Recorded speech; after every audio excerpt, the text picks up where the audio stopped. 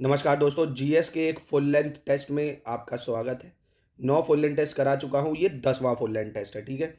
अगर आपने 9 अटेम्प्ट नहीं करे तो अभी भी एग्ज़ाम में समय है। डेली एक टेस्ट लगा लोगे तब भी अच्छी खासी प्रैक्टिस हो जाएगी, क्योंकि अगर क्वेश्चन की प्रैक्टिस नहीं है तो एग्ज़ाम में बहुत दिक्कत आएगी कि किस टाइप के क्वेश्चन आते हैं, आपकी टाइम लिमिट क्या है, कितने टाइम में आप कर पा रहे हो, ठीक है। काफ़ी सारी चीज़ें हैं, क्वेश्चन का पैटर्न क्या है, तो ये सारी चीज़ें आप मॉक टेस्ट से समझ जाओगे। चलो पहला क्वेश्चन शुरू करते हैं। कह रहा महादेव गोविंद रनाडे ने 1867 में पूना सार्वजनिक सभा की स्थापना की थी दोस्तों। महादेव गोविंद रनाडे ने 1867 में पूना सार्वजनिक सभा की स्थापना की, बिल्कुल सही है। क्योंकि पूना सार्वजनिक सभा की स्थापना ब्रिटिश सरकार और लोगों के बीच एक सेतु के रूप में सेवा करने के उद्देश्य से बनाई थी दोस्तों। तो ये भी कथन इनका बिल्कुल सही है दोस्तों, बिल्कुल सही है, और उसकी व्याख्या भी करता है, यानी ऑप्शन सी इसका बिल्कुल ठीक हो जाएगा। क्वेश्चन 2 यूपी जीके से है, बहुत अच्छा क्वेश्चन है। निम्नलिखित में से कौन सा विकल्प सही है दोस्तों, ये बताना है, ठीक है। कौन सा विकल्प सही है। उत्तर प्रदेश का सबसे उत्तरी जिला यानी नॉर्थ में सबसे उत्तरी जिला हिमाचल प्रदेश है। Northern most district Himachal Pradesh है, सॉरी हिमाचल प्रदेश क्यों, सहारनपुर है, ये हिमाचल प्रदेश में, सहारनपुर है ये हिमाचल प्रदेश में। तो ये तो बिल्कुल सही है दोस्तों। अगर आप यूपी का मैप देखें, सहारनपुर इधर पड़ेगा। उत्तर प्रदेश का सबसे दक्षिणी जिला मतलब यहाँ पे, तो ये दोस्तों शामली तो इधर है, पश्चिमी जिला है। दक्षिणी जिला कौन सा है दोस्तों उत्तर प्रदेश का? सोनभद्र, आपने पढ़ा होगा है ना। तो उत्तर प्रदेश का जो दक्षिणी जिला है ये सोनभद्र है। ये कौन सा है? सोनभद्र। ये बहुत आता है दोस्तों, इसको मैप में ज़रूर कर लेना। और ईस्ट वाला है कौन सा? बलिया, याद होगा अगर आपको, बलिया, ठीक है। और वेस्ट के लिए शामली हो जाएगा, मतलब पश्चिम के लिए। बस ये 4 पॉइंट आपको याद रखने। और एक नेपाल के बॉर्डर भी याद रख लेना, सिद्धार्थगंज वगैरह है ना, लखीमपुर वगैरह, ये काफ़ी महत्वपूर्ण है, ये मोस्टली रिपीट हो जाते हैं, ठीक है। तो इसका आंसर सही क्या हो जाएगा? उत्तर ए हो जाएगा, ठीक है।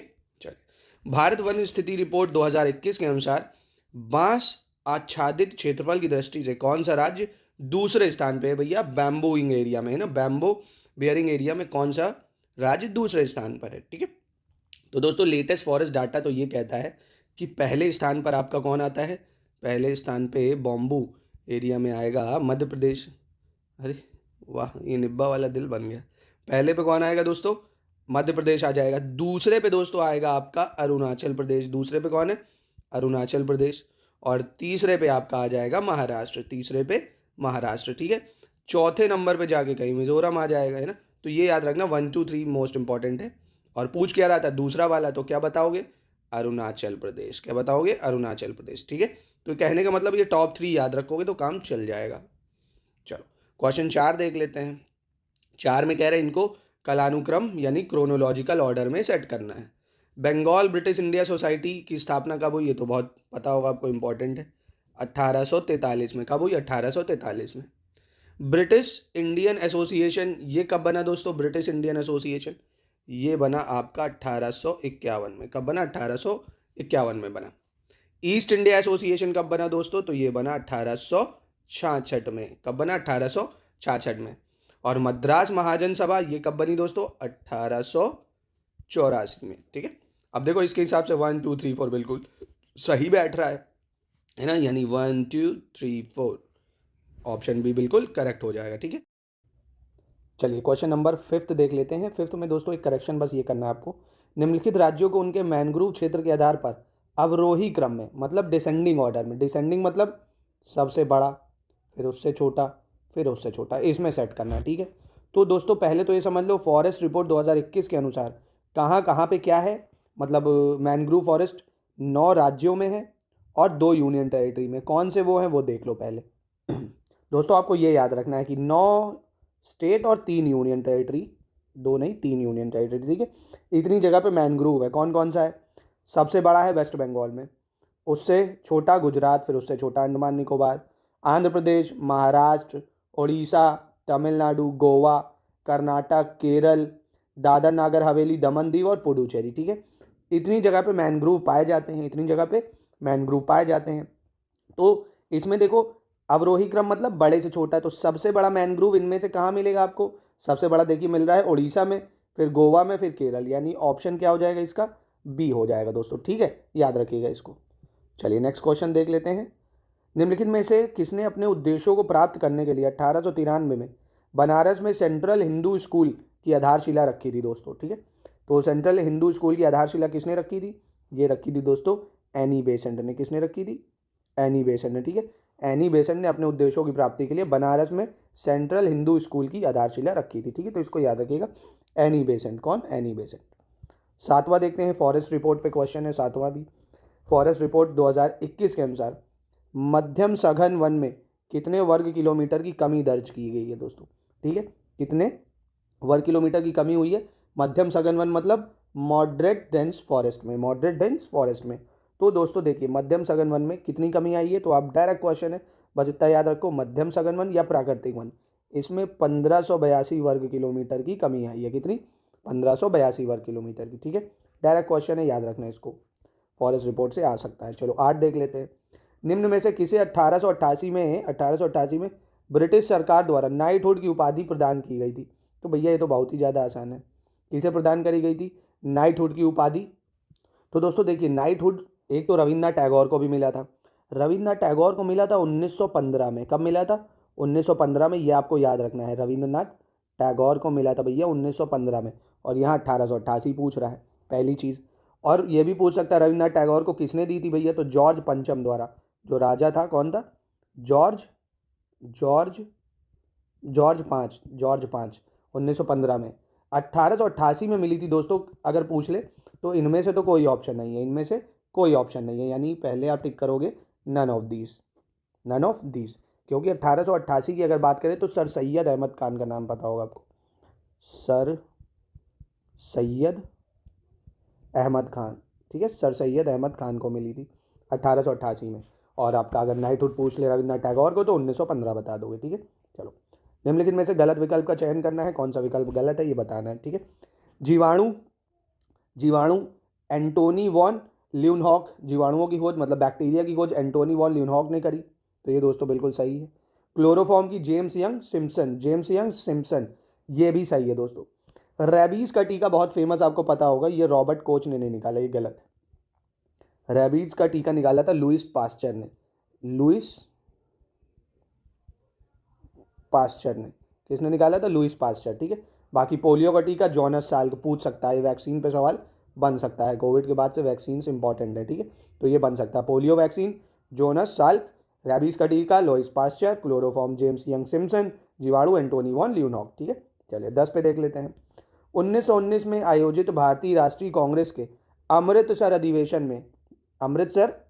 में भारतीय राष्ट्रीय कांग्रेस के अमृतसर अधिवेशन में जलियांवाला बाग नरसंहार की कड़ी निंदा की गई थी। इसकी अध्यक्षता किसने की थी? तो दोस्तों देखिए मैंने मोस्ट इम्पॉर्टेंट कांग्रेस के अधिवेशन का एक सेपरेट वीडियो डाला है, ठीक है, उसको देख डालो। उसमें ये सब मैंने इम्पॉर्टेंट कांग्रेस के सेशन, उसके अध्यक्ष और उस सेशन में कब क्या हुआ, मोस्ट इंपॉर्टेंट है, उससे बाहर नहीं आएगा, ये भी मैंने देखो बताया था। तो मोतीलाल नेहरू ने करी थी 1919 में। कब करी थी? 1919 में दोस्तों। चलिए 19 मतलब 11 देख लेते हैं। नवीनतम कृषि डाटा पे बेस्ड क्वेश्चन है ये, गलत विकल्प बताना है, कौन सा विकल्प गलत है दोस्तों, ठीक है। कॉफ़ी के कुल उत्पादन में प्रथम स्थान कर्नाटक है दोस्तों, एक नंबर बात कही है, सही है। कॉफ़ी में पहला कौन है भारत में? कर्नाटक है। मूंगफली के कुल उत्पादन में प्रथम कौन है दोस्तों? गुजरात है, बिल्कुल। मूंगफली में गुजरात, कॉफ़ी में कर्नाटक। मूंगफली में गुजरात, कॉफ़ी में कर्नाटक, ठीक है, इतना याद रहेगा। तीसरा, ज्वार के कुल उत्पादन में प्रथम महाराष्ट्र है, तो ये भी सही है। ज्वार उत्पादन में कौन है पहला? महाराष्ट्र है। मक्का के कुल उत्पादन में प्रथम कर्नाटक है, मक्का के कुल उत्पादन में प्रथम कर्नाटक है दोस्तों, या ये सही है? तो दोस्तों ये भी बिल्कुल सही है, यानी इनमें से तो चारों ही बिल्कुल सही हैं, इनमें से चारों ही सही है, इनमें से कोई गलत नहीं है। पर वही आप इंग्लिश में देखोगे ना, यहाँ first in total production of मेज क्या लिखा हुआ है? मध्य प्रदेश। तो दोस्तों ये गलत है, यहाँ क्या होना चाहिए था? कर्नाटक। हिंदी में तो ऑप्शन सारे सही हैं, इंग्लिश वाले देख लो, ये यहाँ एमपी नहीं, क्या होना चाहिए था? कर्नाटक होना चाहिए, ठीक है। ठीक है दोस्तों, ये याद रखिएगा क्योंकि यहाँ पे पूरा सही लिखा हुआ है कर्नाटक, यहाँ पे एमपी लिखा है, तो आप यहाँ कर्नाटक कर लो, बाकी ठीक है, ठीक है। तो ये कृषि डाटा बहुत महत्वपूर्ण है ना। 10 के 10 टेस्ट में कृषि डाटा भी डाला गया है, एग्रीकल्चर डाटा भी डाला गया है। तो अगर 10 टेस्ट भी कवर कर लोगे ना अच्छे से, तो इनमें से अच्छे खासे क्वेश्चन अटेम्प्ट कर लोगे। बाकी टेस्ट मैं और कराऊंगा, 20 तक कोशिश करूंगा करा दूँ। चलो 12 देखते हैं। 12 में कह रहा है वही अभिकथन और कारण बताना है। श्री नारायण गुरु धर्म परिपालन आंदोलन, श्री नारायण गुरु धर्म परिपालन आंदोलन केरल के एझावा जाति द्वारा शुरू किया गया था, केरल की एझावा जाति द्वारा शुरू किया गया था। तो ये तो बिल्कुल सही है दोस्तों, ये बिल्कुल सही है। श्री नारायण गुरु धर्म परिपालन आंदोलन केरल की जावा जाति से शुरू करा। अगर पूछ ले किसने शुरू करा तो नारायण गुरु स्वामी, नाम भी याद रख लो, नारायण नारायण गुरु स्वामी द्वारा शुरू करा गया था ये पहली बात, ठीक है, इजावा कम्युनिटी के। कारण क्या था दोस्तों इसको शुरू करने का? केरल के ब्राह्मण वर्ग के उत्थान के उद्देश्य से श्री नारायण गुरु धर्म परिपालन आंदोलन शुरू किए। अरे ये क्या बदतमीजी, ये कारण गलत है दोस्तों। यह आंदोलन जो था ये दलित वर्ग के लिए था ना, किसके लिए था? इजावा कम्युनिटी दलित कम्युनिटी है, दलित कम्युनिटी के विकास के लिए था दोस्तों। मतलब ये आर गलत है, ए सही हो जाएगा, ठीक है, ए सही है, आर गलत है। किसने शुरू करी? नारायण गुरु स्वामी ने शुरू करी, दलितों के उत्थान के लिए करी, ठीक है। चलो 13 देख लेते हैं दोस्तों। 13 क्या कह रहा है? 13 में कह रहा है राजस्थान राज्य में स्थित रामपुरा है। देखो राजस्थान बहुत फेमस रहा है इस बार, काफ़ी, है ना, न्यूज़ में भी रहा है चुनाव की वजह से भी, और इमैनुअल मैक्रोन राजस्थान पधारे थे, दुआ लिपा भी पधारी हैं, तो खैर वो तो मैटर नहीं करती, पर इमैनुअल मैक्रोन करते हैं तो वो पूछ सकता है। तो जिप्सम उत्पादन के लिए प्रसिद्ध है रामपुरा। किसके लिए जिप्सम उत्पादन के लिए प्रसिद्ध है? या ग्रेफाइट के लिए, शीशे के लिए, या जस्ता के लिए? तो दोस्तों देखिए रामपुरा जो है ये आपका किसके लिए फेमस है? ये आपका शीशे के लिए फेमस है, पहले तो ये याद रखो। शीशे का उत्पादन यहाँ पे होता है, और आपको पता है शीशा रेत से ही बनता है, तो राजस्थान में शीशा, चांदी, ये सब बड़ी मात्रा में पाई जाती हैं, ठीक है। अब अगर पूछ ले जिप्सम उत्पादन के लिए कौन फेमस है दोस्तों, तो जिप्सम के लिए हमारा प्यारा उत्तर प्रदेश, उत्तर प्रदेश फेमस है। उत्तर प्रदेश में भी पूछ ले तो हमीरपुर, हमीरपुर जिप्सम के लिए हो जाएगा। ग्रेफाइट के लिए दोस्तों मदुरई तमिलनाडु, मदुरई मदुरई तमिलनाडु, ठीक है। और जस्ते के लिए दोस्तों पूछ ले, जस्ते के लिए तो जम्मू कश्मीर, जस्ते के लिए जम्मू कश्मीर, ठीक है, तो ये याद रखिएगा आपको। चलिए 14 नंबर देख लेते हैं। 14 क्या कह रहा है? 14 कह रहा है हर्ष का बंसखेड़ा ताम्रपत्र, हर्ष का बंसखेड़ा ताम्रपत्र अभिलेख उत्तर प्रदेश के किस जिले से प्राप्त किया गया था? एक सेकंड इसको हटा देता हूँ, ठीक है। कौन सा अभिलेख पूछ रहा भैया? बंसखेड़ा copper plate inscription, Uttar Pradesh से कहाँ मिला? ये काफ़ी इंपॉर्टेंट हो जाएगा यूपी हिस्ट्री के हिसाब से, ठीक है। तो ये हमें कहाँ से मिलता है? तो ये हमें मिलता है शाहजहाँपुर से। कहाँ से मिलता है? शाहजहाँपुर से, ठीक है, इसको आपको याद रखना है, शाहजहाँपुर से मिलता है हमको बंसखेड़ा इंस्क्रिप्शन। चलिए 15 देख लेते हैं। निम्नलिखित में से गलत विकल्प का चयन करना है, ये भी कृषि डाटा 2022 के अकॉर्डिंग है, ठीक है। अब तो लोलो पोपो ना करना कि अरे 23 में तो ये हो गया, ये 22 के अकॉर्डिंग मैं बता रहा हूँ, ठीक है, और ज़्यादा परिवर्तन नहीं हुआ है, सेम ही है। तो क्या कह रहा है भैया? चावल के उत्पादन में क्या पश्चिम बंगाल पहले पे है? चावल के उत्पादन में पश्चिम बंगाल पहले पे? जी हाँ बिल्कुल। कपास के उत्पादन में दोस्तों कौन है? गुजरात, गलत। कपास के उत्पादन में महाराष्ट्र, कपास के उत्पादन में महाराष्ट्र। सूरजमुखी में कर्नाटक सही है, सोयाबीन में भी महाराष्ट्र सही है। कहने का मतलब ऑप्शन बी इसका गलत है, ठीक है। 16 देख लेते हैं। 16 देख लेते हैं दोस्तों। आपके कितने सही हो रहे हैं देख पा रहे हो? पेपर बहुत करीब है, तैयारी कैसी है अपने आप को जरा चेक करते जाओ। निम्नलिखित में से कौन सा विकल्प सही सुमेलित नहीं है ये बताना है। बेकिंग सोडा, इसको सोडियम बाइकार्बोनेट कहते हैं, बिल्कुल सही है, baking soda sodium bicarbonate. Caustic soda sodium hydroxide, बिल्कुल सही है दोस्तों, NaOH, बिल्कुल सही है। Washing soda, washing soda sodium carbonate, washing soda sodium carbonate, ये भी बिल्कुल आपका सही है। कास्टिक पोटास, ये दोस्तों गलत है, यहाँ पे क्या होना चाहिए था? Potassium hydroxide. क्या होना चाहिए था? पोटेशियम हाइड्रोक्साइड, ठीक है, तो ये गलत हो जाएगा आपका ऑप्शन डी। सोडियम हाइड्रोक्साइड नहीं होता कास्टिक पोटाश, पोटेशियम हाइड्रोक्साइड होता है। चलिए नेक्स्ट देखते हैं हम लोग अपना क्वेश्चन नंबर 17। अब निम्नलिखित को क्लानुक्रम मतलब क्रोनोलॉजी में सेट करना है हमको, इसको क्रोनोलॉजी में सेट कर देना है, कोई दिक्कत नहीं, कर देंगे। विशेष विवाह अधिनियम या स्पेशल मैरिज एक्ट, ये कब आया था दोस्तों? स्पेशल मैरिज एक्ट, तो इसका समय अवधि है 1954, समयावधि क्या है? 1954। हिंदू दत्तक एवं प्रबंध या प्रबंध अधिनियम, Hindu adoption and maintenance act, ये काफ़ी महत्वपूर्ण है दोस्तों, क्योंकि आपको पता है यूसीसी बहुत न्यूज़ में रहा है, तो ये फैमिली कोर्ट वाले सिस्टम आ सकते हैं लॉ, ठीक है। तो हिंदू दत्तक वाला जो सिस्टम था ये आया है 1956 में, ठीक है। मातृत्व लाभ अधिनियम या मैटरनिटी बेनिफिट एक्ट, ये भी काफ़ी इंपॉर्टेंट है दोस्तों, क्योंकि महिलाएं काफ़ी न्यूज़ में रही हैं, चाहे संसद में नया कानून बनना हो, ठीक है। तो ये आया है आपका 1961 में, मातृत्व लाभ अधिनियम 1961। समान पारिश्रमिक अधिनियम की बात करें या इक्वल रेम्यूनरेशन एक्ट की बात करें, तो ये दोस्तों आया है सबसे अंत में 1976 में, ठीक है। तो सही क्रोनोलॉजी में ही ये फिट है, 54, 56, 61, 76, यानी 1 2 3 4 इसका एकदम सही हो जाएगा, ठीक है। कहने का मतलब है एकदम अच्छे से इसको याद रख लो। स्पेशल मैरिज एक्ट 1954 है, हिंदू अडॉप्शन मेंटेनेंस एक्ट 1956 है, मैटरनिटी बेनिफिट एक्ट 1961 है, इक्वल रिम्यूनरेशन एक्ट 1976 है। ठीक है, याद रखना। चलो 18 देखते हैं। निम्नलिखित में से कौन सा कथन सही है दोस्तों, ये बताना है। ठीक है, कौन सा कथन सही है। मरुस्थलीय मृदा में लवण एवं फास्फोरस प्रचुर मात्रा में पाया जाता है। अगर इंग्लिश में देखें तो डेजर्ट की जो सॉइल होती है वहाँ सॉल्ट और फास्फोरस अच्छी मात्रा में होता है। तो ये तो बिल्कुल सही है दोस्तों, बिल्कुल सही। आपको कैसे पता चला? आपको देखो सांबर लेक सुना होगा, डेजर्ट राजस्थान में, वहाँ पे सबसे बड़ी नमक की फैक्ट्रियाँ लगती हैं क्योंकि सॉल्ट बहुत है वहाँ। दूसरा, मरुस्थलीय मृदा में जीवांश पदार्थों और नाइट्रोजन की कमी होती है। बिल्कुल। क्या क्या कम होता है दोस्तों? ऑर्गेनिक मैटर, नाइट्रोजन कम होता है, और आपका सॉल्ट और फास्फोरस ज़्यादा होता है। बस इतना याद रख लो कि नाइट्रोजन कम होगा भैया, सॉल्ट और फास्फोरस ज़्यादा होगा। कौन सी सॉइल में? डेजर्ट की सॉइल में। दोनों ही उत्तर एकदम करेक्ट हो जाएंगे इसके। चलिए नेक्स्ट देख लेते हैं। राष्ट्रीय अस्थि विकलांग संस्थान किस राज्य में स्थित है दोस्तों? National Institute for the orthopaedically handicap located. Direct सवाल पूछ लेगा कहाँ पे है, तो आप बताओगे ये है भैया विकलांग लोग पश्चिम बंगाल में। कहाँ पे है? पश्चिम बंगाल में। ठीक है, राष्ट्रीय अस्थि विकलांग संस्थान किस राज्य में है? पश्चिम बंगाल। किस राज्य में है? पश्चिम बंगाल। ठीक है, चलिए निम्नलिखित में से कौन सा पोषक तत्व पौधों में विटामिन B12 के निर्माण में सहायक? दोस्तों ये देख लो एक बार, कौन सा पोषक तत्व किस लिए इंपॉर्टेंट है ये मैंने लिख दिया है। यही, इससे ज़्यादा नहीं पूछता है, इसको याद रखना। फॉस्फोरस जो होता है ये जड़ों के विकास में काम आता है। किसमें? रूट्स को डेवलप करता है। ठीक है, डेवलपमेंट ऑफ रूट्स या जड़ों के विकास में। नाइट्रोजन प्रोटीन का उत्पादन में सहायक होता है। किसके? प्रोटीन के उत्पादन में सहायक होता है नाइट्रोजन। और कोबाल्ट आपका विटामिन B12 के निर्माण में, कोबाल्ट विटामिन B12 के निर्माण में सहायक, यानी इसका तो आंसर सी हो जाएगा। ठीक है, बाकी ये दो भी याद रखेंगे तो बहुत उचित होगा एग्जाम के लिए। चलिए 21 नंबर देख लेते हैं। 21 भी काफ़ी अच्छा क्वेश्चन है। कौन सा नेता 1857 के विद्रोह में कहाँ से देख रहा था? सही मिलान करना है। बहुत बढ़िया क्वेश्चन है। क्वेश्चन इस टाइप के अमूमन आते रहते हैं। ठीक है, कोई दिक्कत नहीं, हो जाएगा। बिहार से कुंवर सिंह, ये तो भैया BPSC में हर साल ही आता ऑलमोस्ट। बिहार से कुंवर सिंह बिल्कुल सही है।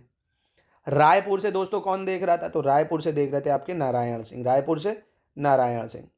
मेरठ से कौन देख रहा था? तो मेरठ से कदम सिंह। मेरठ से कदम सिंह। अब बच गए भैया गोरखपुर, तो गोरखपुर से गजाधर सिंह। गजोधर नहीं है, गजाधर सिंह। ठीक है, तो फिर से मैच कर लेते हैं। बिहार से कुंवर सिंह, रायपुर से नारायण सिंह, मेरठ से कदम सिंह, गोरखपुर से गजाधर सिंह। ठीक है, तो इसको ये हिसाब से सही चलें तो ऑप्शन 1 3 2 4 यानी सी हो जाएगा। ठीक है, चलो उत्तर 22 देखते हैं, मतलब क्वेश्चन 22 देख लेते हैं। 22 क्या कह रहा है? सही मिलान करना है दोस्तों, झील और राज्य। ठीक है, झील और राज्य का सही मिलान करना है। पंपा सरोवर कहाँ है दोस्तों? पंपा सरोवर, पंपा सरोवर कर्नाटक में है। पंपा सरोवर, पंपा सरोवर कर्नाटक, पंपा सरोवर कर्नाटक, पंपा सरोवर कर्नाटक। ठीक है, कंजली लेक दोस्तों कहाँ है? कंजली लेक ये आपकी पंजाब में है। कंजली लेक पंजाब में है। पंपा सरोवर कर्नाटक, कंजली लेक पंजाब। पाला दोस्तों, कौन सी? पाला लेक। पाला लेक आपकी कहाँ पड़ेगी? तो पाला लेक पड़ेगी आपकी मिजोरम में। कहाँ पड़ेगी? मिजोरम में। और बेरीजाम लेक तमिलनाडु, बेरीजाम लेक तमिलनाडु। अब देखो ये आपको अमूमन नॉर्मली बुक्स में क्वेश्चन नहीं मिलेंगे, और RO में ये सब बहुत आते हैं, बहुत ज़्यादा। ज्योग्राफी के ऐसे ही क्वेश्चन आते हैं जो सबने नहीं पढ़े। अब ये थोड़ी पूछेगा पुलिकट लेक बता दो, चिलिका लेक बता दो, ये सब तो यार बच्चों को भी पता है। ये सब याद रखो, है ना, तो इसको याद रखना इंपॉर्टेंट है, पूछ सकता है। ठीक है, तो इसके हिसाब से करेक्ट उत्तर ए हो जाएगा। आगे बढ़ते हैं, क्वेश्चन 23 देखते हैं। निम्नलिखित शासकों में कौन कन्नौज के मौखरी राजवंश का अंतिम शासक था? ठीक है ना, बढ़िया क्वेश्चन। कन्नौज के मौखरी राजवंश का अंतिम शासक कौन था, ये बताना है दोस्तों। ठीक है, चलिए तो देखिए कन्नौज का मौखरी वंश ईशान वर्मा के बाद क्रमशः समझ लो कौन कौन था। एक तो पहले ईशान वर्मा थे, सबसे पहले कौन था? ईशान वर्मा। फिर आएंगे आपके शर्व वर्मा दूसरा। फिर तीसरे आपके आते हैं अवंती वर्मा। चौथे नंबर पे आ जाते हैं आपके ग्रह वर्मा। ठीक है, तो अब इसके हिसाब से देख लो निम्नलिखित शासकों में कौन कन्नौज मौखरी और का अंतिम शासक कौन हुआ? ग्रह वर्मा। कौन हो गया? ग्रह वर्मा अंतिम हो गया। ठीक है, इतना ही याद कर लोगे काम हो जाएगा। मुखारी डायनेस्टी कन्नौज की, ईशान वर्मा पहले, दूसरा सर्व वर्मा, तीसरा अवंती वर्मा, चौथा ग्रह वर्मा। ठीक, काम हो जाएगा इतने में से। चलिए 24 देख लेते हैं। निम्नलिखित में से कौन सा राज्य भूटान के साथ सबसे लंबी सीमा साझा करता है? अब अगर आपने मैप इंडिया का देखा होगा तो आराम से बता ले जाओगे भैया इस सबसे लंबी सीमा कौन साझा करता है। तो देखिए दोस्तों, भूटान से सबसे लंबी सीमा लगती है असम की। किसकी लगती है? असम की लगती है। ठीक है, किलोमीटर कोई नहीं पूछ रहा आपसे। अरुणाचल प्रदेश की फिर दूसरे नंबर पे है। सबसे कम किससे लगेगी ये पूछ सकता है तो सिक्किम से। ठीक है, सबसे ज़्यादा असम से, सबसे कम सिक्किम से, ठीक है, याद रखिएगा। चलिए 25 नंबर देख लेते हैं। लाल रक्त कणिकाओं के संबंध में गलत विकल्प का चयन करना है। क्या करना है? लाल रक्त कणिकाएं या रेड ब्लड सेल्स के संबंध में गलत विकल्प कौन सा है दोस्तों? इनका निर्माण अस्थि मज्जा में होता है, या red blood cells formed in a bone marrow, बिल्कुल सही है। आरबीसी कहाँ बनते हैं? बोन मैरो में बनते हैं, बिल्कुल सही है। दूसरा क्या कह रहा है दोस्तों? ये प्लीहा में जाने से नष्ट हो जाती हैं। It get destroy by going to the spleen, है ना, प्लीहा में जैसे ही जाती हैं तो ये नष्ट हो जाती हैं। ये भी बिल्कुल उत्तर सही है। इनका जीवन काल 2 से 4 दिन होता है, ये बहुत गलत बात है। ऐसा चलेगा तो इंसान जी ही नहीं पाएगा। इनका जो जीवन काल होता है दोस्तों, ये 20 से 120 दिन होता है, मतलब 1 महीने से 4 महीने तक ये चलती हैं। 20 से 120 दिन होता है इनका जीवन काल। आरबीसी का जीवन काल 20 से 120 दिन होता है, ठीक है। यह पूरे शरीर में ऑक्सीजन का परिवहन करती है, बिल्कुल। संपूर्ण शरीर में ऑक्सीजन का परिवहन इन्हीं के द्वारा होता है, ठीक है। तो साइंस के लिए ये अच्छा क्वेश्चन था। ऑप्शन सी इसका गलत है। यहाँ पे क्या होना चाहिए? 20 से 120, ठीक है। चलो 26 देख लेते हैं। 26 में क्या कह रहा है? 26 कह रहा है निम्नलिखित में से गलत विकल्प का चयन करना है, ठीक है। ये कृषि डाटा 2023 या 22 का सवाल हो जाएगा, 23 ही मान लो, 22-23 वाला, क्योंकि 23-24 तो अभी आएगा नहीं, अब वो 24 में आएगा, 24-25 के बजट में, तो 23 का है।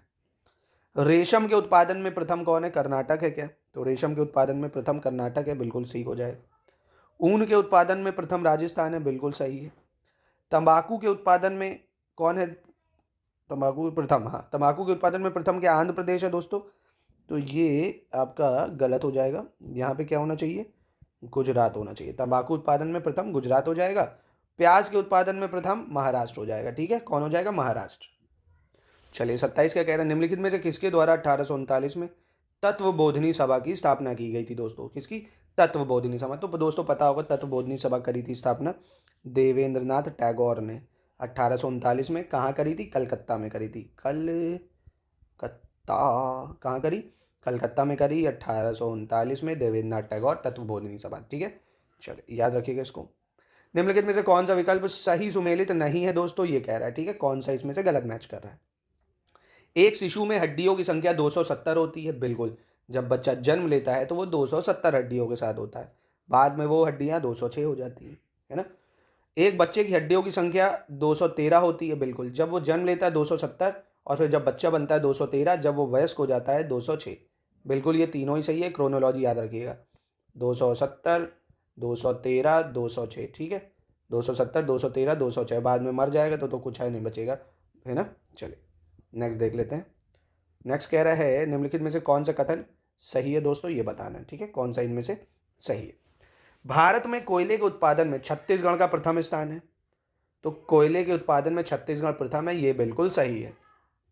और अगर भंडार में पूछ ले दोस्तों कि भंडार कहाँ ज़्यादा है, तो झारखंड में सबसे ज़्यादा भंडार है। झारखंड में सबसे ज़्यादा भंडार है। एक चीज़ ये नोट कर लो, देखो, उत्पादन और दूसरा है आपका भंडार। दूसरा है आपका भंडार, मैं लिख देता हूँ आपको, एक सेकंड, ठीक है। ये नोट कर लो। उत्पादन की बात करें तो टॉप 3 कौन है भैया? सबसे ज़्यादा छत्तीसगढ़ में कोयला होता है, फिर उड़ीसा, फिर झारखंड। और भंडारण सबसे ज़्यादा झारखंड में है, उड़ीसा में है, फिर छत्तीसगढ़ में, ठीक है। तो इसका तो ऑप्शन दोनों ही बिल्कुल करेक्ट हो जाएगा। क्वेश्चन 30 देख लेते हैं, बहुत बढ़िया क्वेश्चन है। उत्तर प्रदेश के किस शहर के सैयद अहमद द्वारा एक मुस्लिम पुनरुत्थान आंदोलन, जिसे वहाबी आंदोलन के नाम से जाना जाता है, किसने शुरू किया, कहाँ शुरू किया? तो भैया किसने शुरू किया? सैयद अहमद द्वारा। वहाबी आंदोलन इंपॉर्टेंट है, हालांकि योगी जी पे नज़र पड़ गई तो ये क्वेश्चन कटवा ही देंगे। तो ये हालांकि हुआ कब, मतलब कहाँ से, तो ये याद रखना। पहले तो इसका टाइम पीरियड याद रख लो वहाबी आंदोलन का। 1830 से 1861 वहाबी आंदोलन चला आपका, ठीक है। ये अब बिहार, बंगाल, उत्तर पश्चिम सीमांत, मतलब यहाँ सब चला था। यूपी में स्पेशली अगर देखा जाए तो यूपी में स्पेशली दोस्तों ये चला है आपका रायबरेली में, ठीक है। रायबरेली में चलेगा, यूपी में, ठीक है। रायबरेली याद रखिएगा, इंपॉर्टेंट है ये, यूपी की दृष्टि से पूछ सकता है आपसे, ठीक है। तो ये आपका उत्तर प्रदेश में कहाँ चलेगा? रायबरेली से, ठीक है। चलिए क्वेश्चन नंबर 31 देख लेते हैं। निम्नलिखित में से कौन सा विकल्प सही सुमेलित नहीं है, ठीक है। खनिज और उत्पादन में प्रथम, ठीक है। इसमें से कौन सा गलत मैच कर रहा है ये बताना है दोस्तों। साधारण नमक, कॉमन सॉल्ट तेलंगाना, अरे शुरुआती गलत है। तेलंगाना होता तो दांडी मार्च तेलंगाना में होता। साधारण नमक दांडी मार्च जहाँ हुआ, बस ऐसे याद रखो, गुजरात, क्योंकि नमक बहुत है वहाँ, है ना। गुजरात, साधारण नमक गुजरात, ठीक है, तो यही गलत हो गया।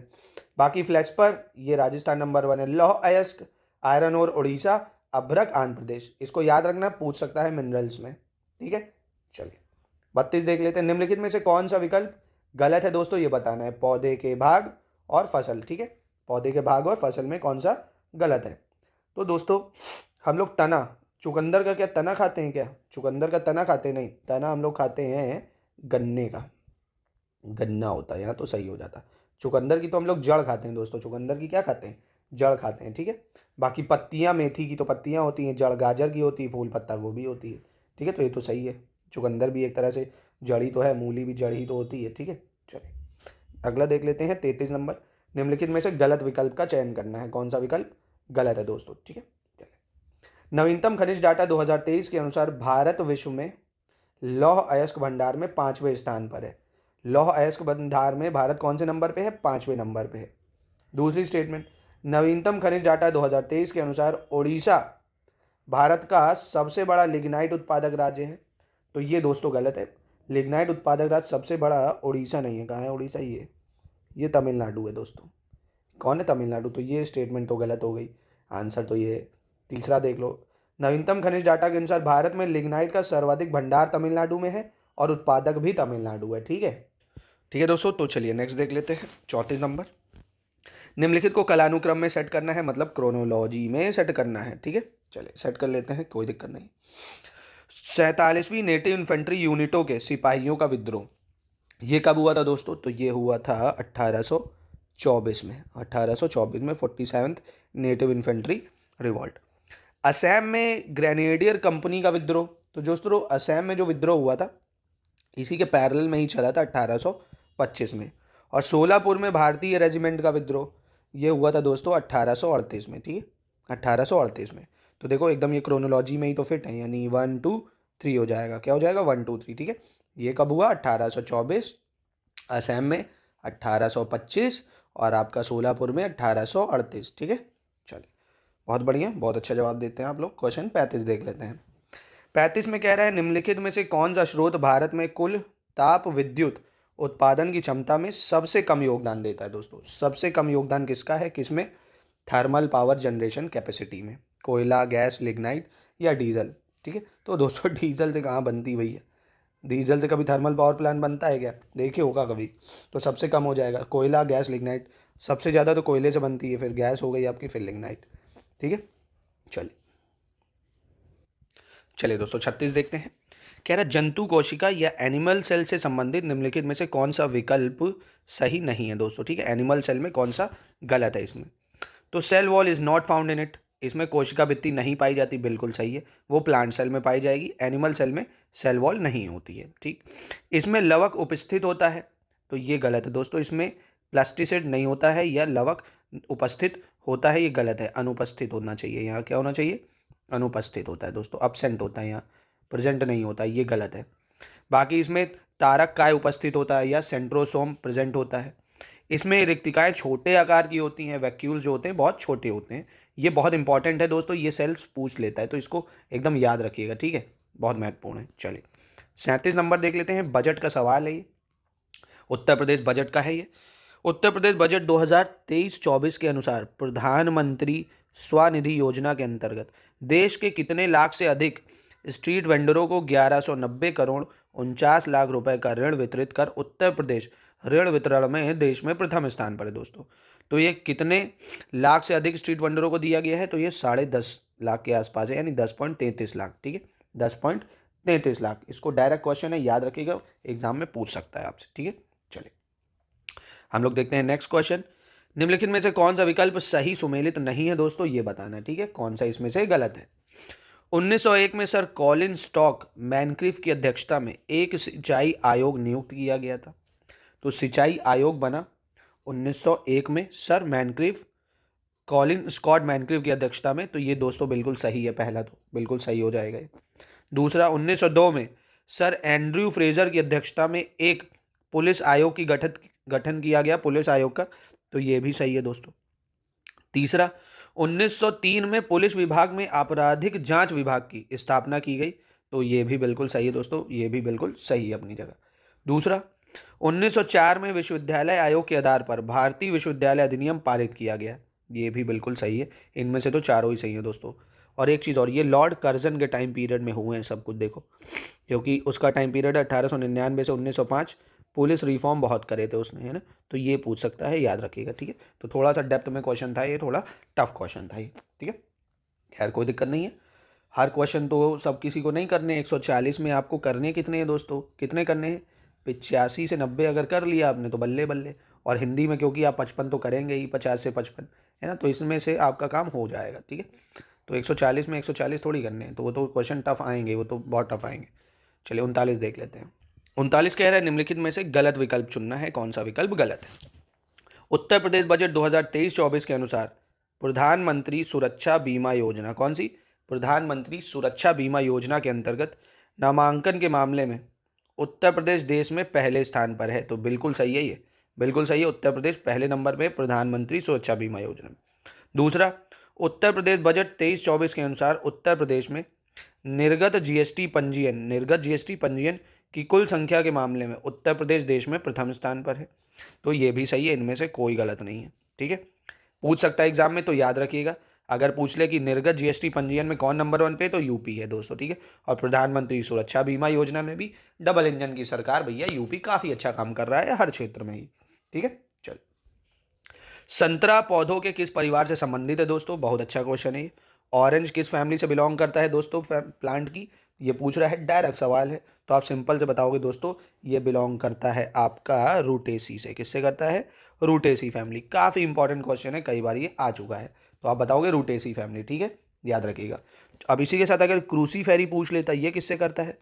तो ये दोस्तों गोभी है ना, डेली खाते हो इस टाइम सर्दी में गोभी के पराठे, ठीक है। चलो, मालवेशी अगर पूछ लेता, तो मालवेशी दोस्तों कपास की बहुत अच्छी प्लांट होता है, कपास का मालवेसी। और लेग्यूमिनेसी दोस्तों पता होगा ना, लेग्यूमिनस क्रॉप जैसे सोयाबीन, है ना, नाइट्रोजन फिक्सेशन में काम आता है, तो सोयाबीन हो गया, ठीक है। तो नाम से ही पता चल सकता है, क्रूसीफायर या कलीफ्लावर होता है ना गोभी, वो हो गया। मालवेसी हो गया आपका कपास, लेग्यूमिनस सोयाबीन, और रूटाकेसी संतरा, ठीक है। चलिए 41 देख लेते हैं। निम्नलिखित में से विषम विकल्प का चयन करना है, कौन सा इसमें से ऑड है, मतलब एक गलत ऑप्शन है, ठीक है। चलिए, 1871 जनगणना से संबंधित कार्य प्रारंभ किया गया, तो बिल्कुल सही है, जनगणना से संबंधित कार्य प्रारंभ किया गया लॉर्ड मायो के शासनकाल में करा गया, ये भी याद रखो। उसका टाइम पीरियड था 1869 से 72, ये सब मैं करा चुका हूँ। लॉर्ड मायो, ठीक है, लॉर्ड मायो, ठीक है।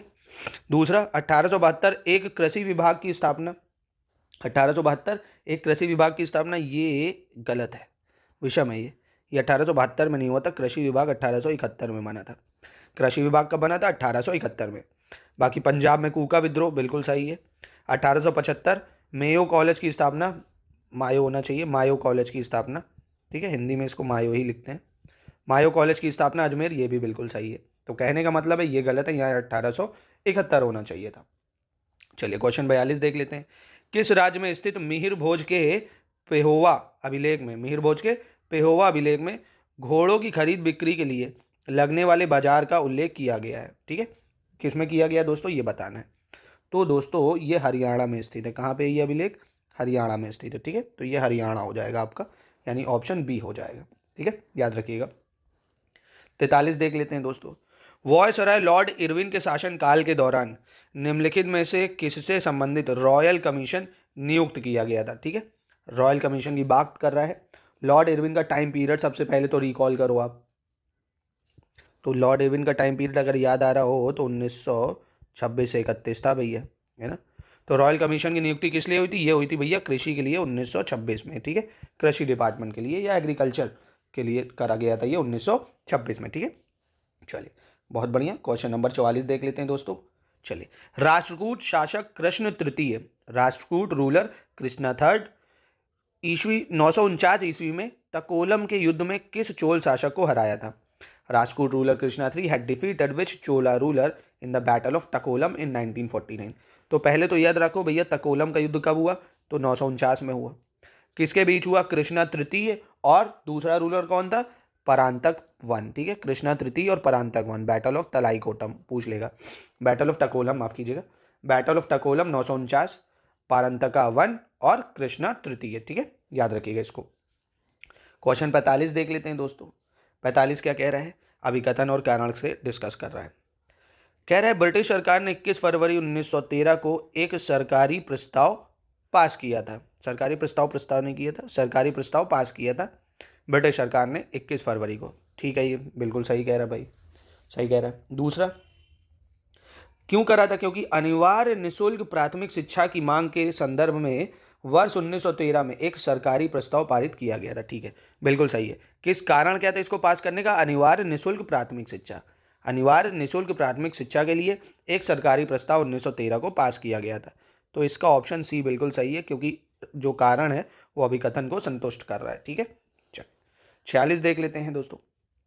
46 में कह रहा है कि निम्नलिखित में से किस पुरातात्विक स्थल से जौ के साक्ष्य प्राप्त नहीं किए गए हैं। ठीक है, जौ के साक्ष्य प्राप्त नहीं किए गए हैं, कहाँ से, हड़प्पा, मोहनजोदाड़ो, कालीबंगा या इनमें से कोई नहीं।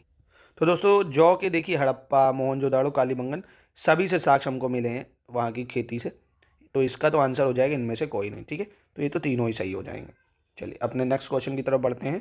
क्वेश्चन 47, निम्नलिखित में से कौन सा विकल्प सही सुमेलित नहीं है दोस्तों, ये बताना है। ठीक है, मटर में मार्श रोग या मार्श डिसीजन पीस, ये मैंगनीज की वजह से लगता है क्या, मटर में मार्श रोग मैंगनीज की वजह से, तो सही है मटर और मैंगनीज। एम से मार्श रोग, एम से मटर, एम से मैंगनीज, ऐसे याद रख लो, ट्रिपल एम। ठीक है, धान में खैरा रोग बोरॉन की वजह से लगता है क्या, तो ये मैं इससे पहले वाले टेस्ट में भी बचा चुका हूँ, ये गलत है।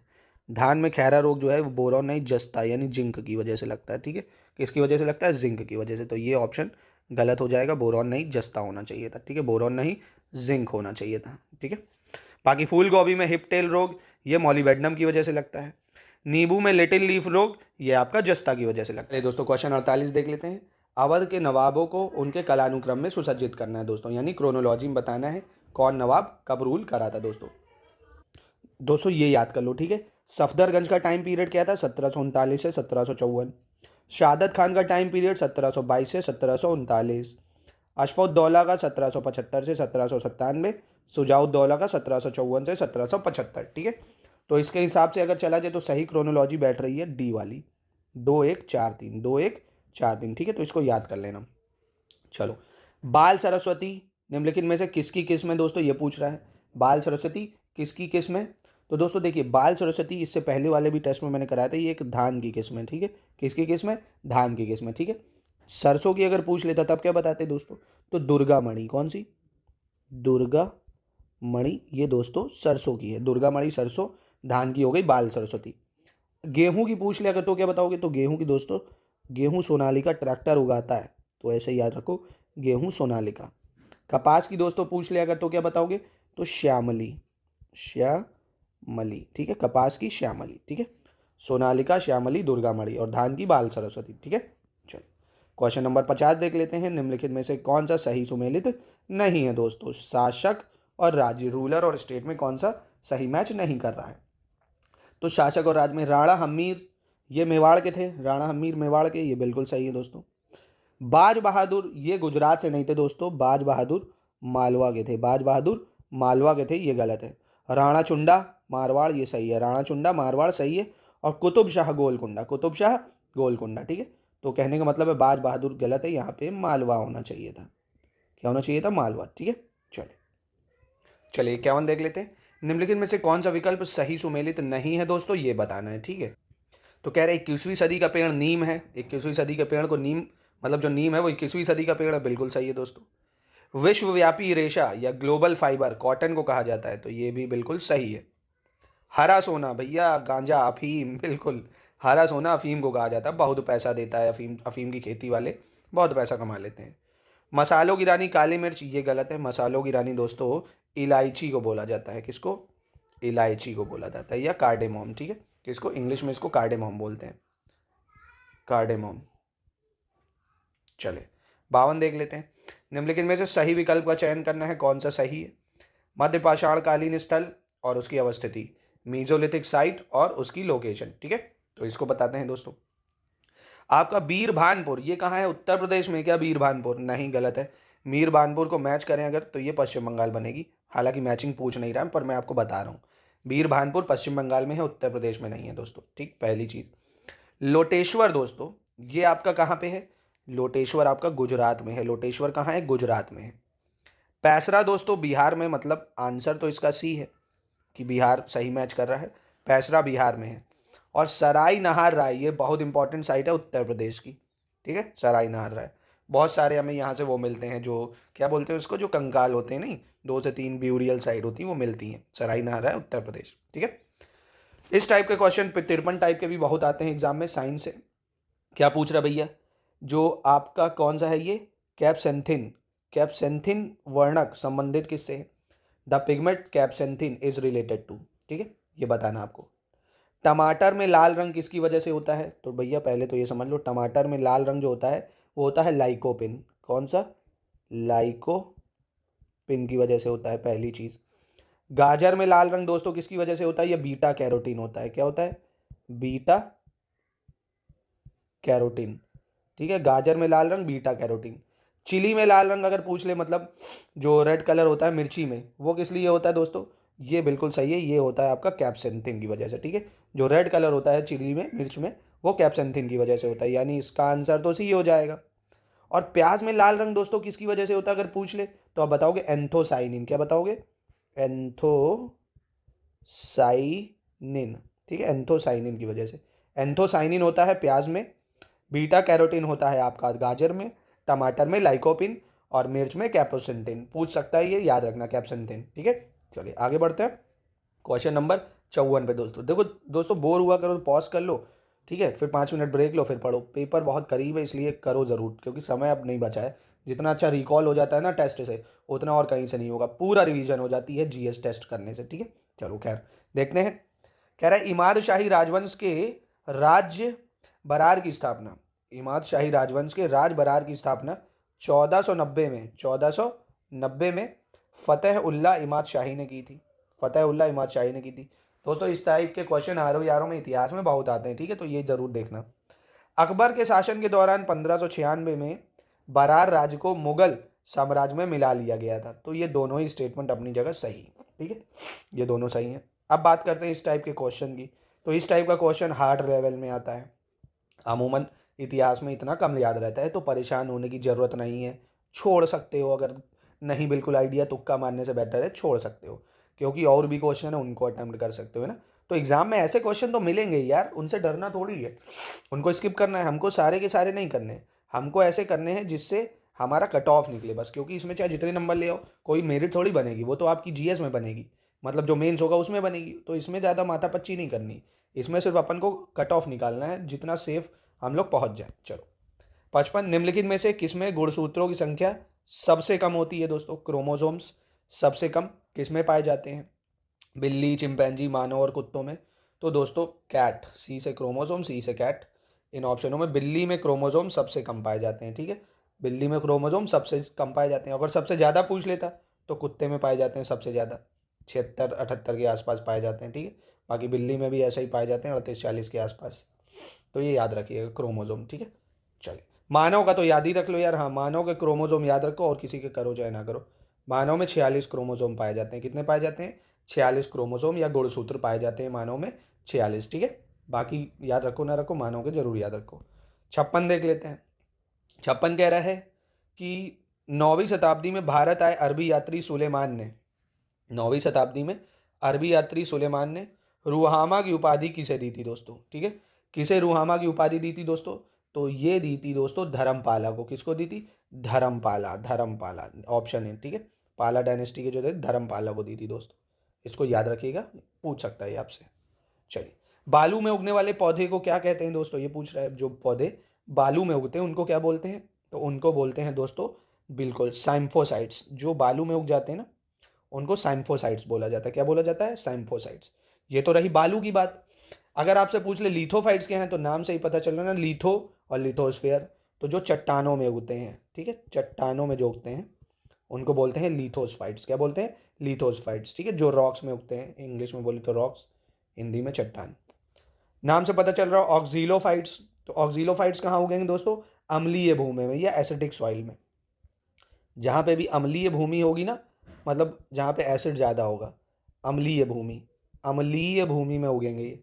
हेलोफाइट्स दोस्तों कहाँ उगेंगे, नाम से पता चल रहा है, जहाँ पे क्या ज़्यादा होगा दोस्तों, दलदल होगी दोस्तों, ठीक है। दलदल में जो उगते हैं उनको हेलोफाइट्स बोलते हैं, दलदल में उगते हैं जो, ठीक है, दलदल में उगने वाले को हेलोफाइट्स।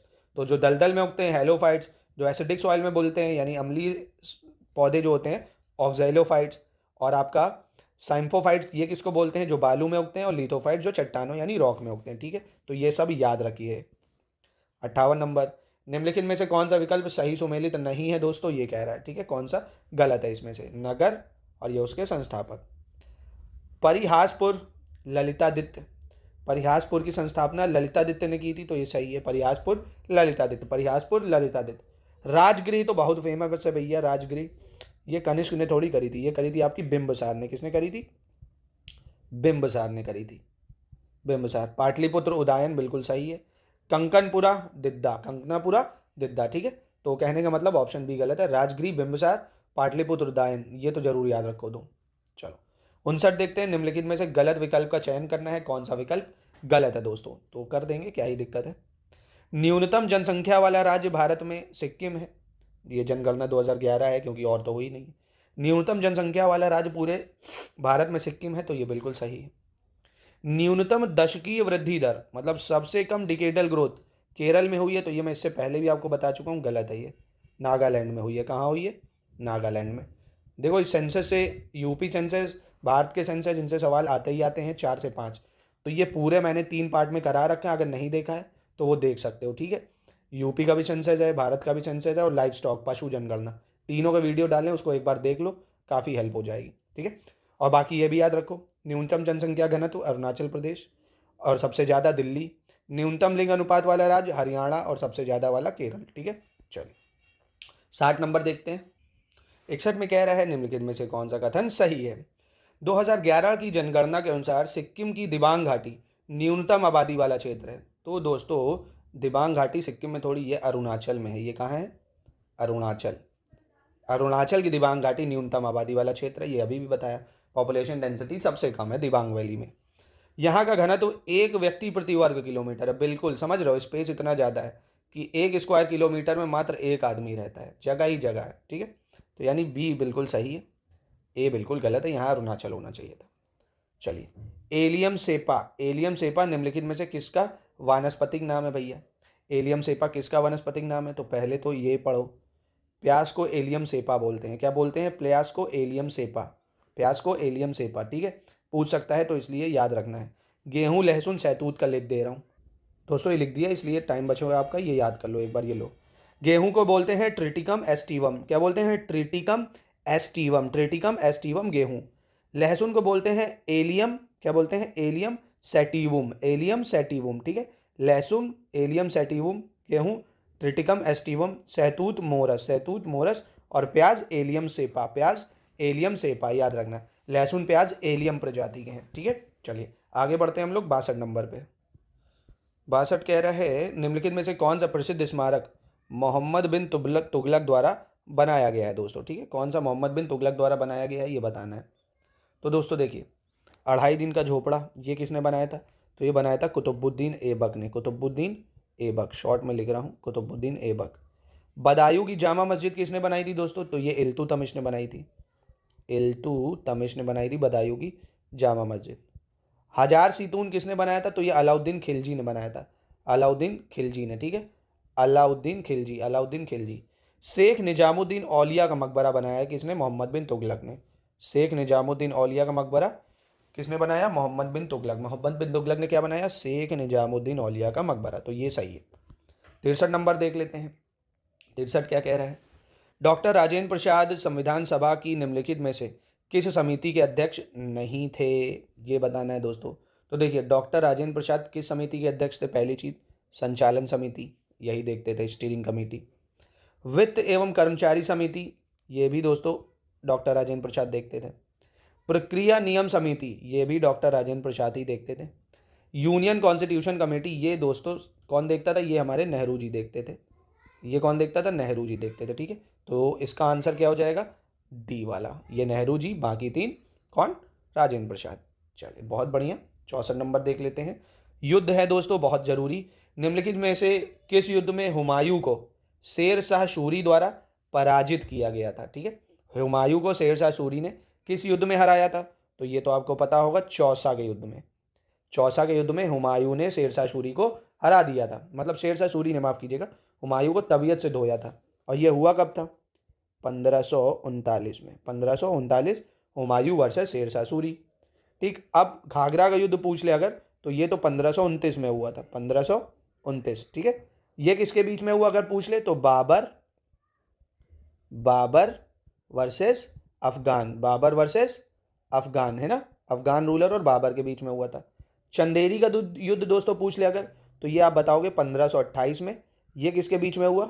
बाबर वर्सेस मदीनी राय, बाबर वर्सेस मदीनी राय, बाबर वर्सेस मदीनी राय। ठीक है, खानवा का युद्ध दोस्तों बहुत फेमस है, इंपॉर्टेंट है, बाबर और राणा सांगा, 1527, बाबर वर्सेस राणा सांगा, बाबर वर्सेस राणा सांगा, याद कर लो दोस्तों, इंपॉर्टेंट है।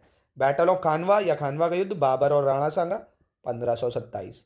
Battle of Chanderi 1528, Babur versus Medini राय।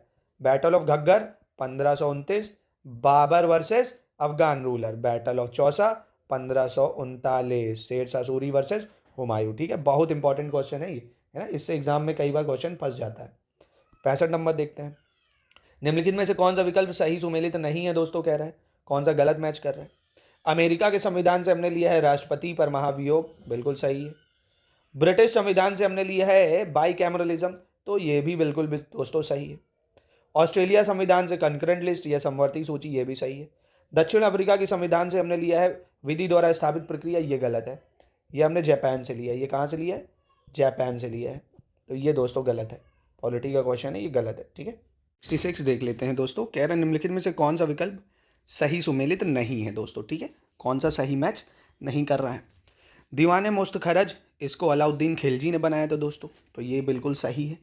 अगर पूछ ले कौन सा विभाग था, तो ये दोस्तों वित्त विभाग था, है ना, ये कौन सा था? वित्त विभाग था, अलाउद्दीन खिलजी ने बनाया था वित्त विभाग। दीवाने कोही तो बहुत फेमस है, कृषि विभाग पता होगा आपको, कृषि विभाग था ये।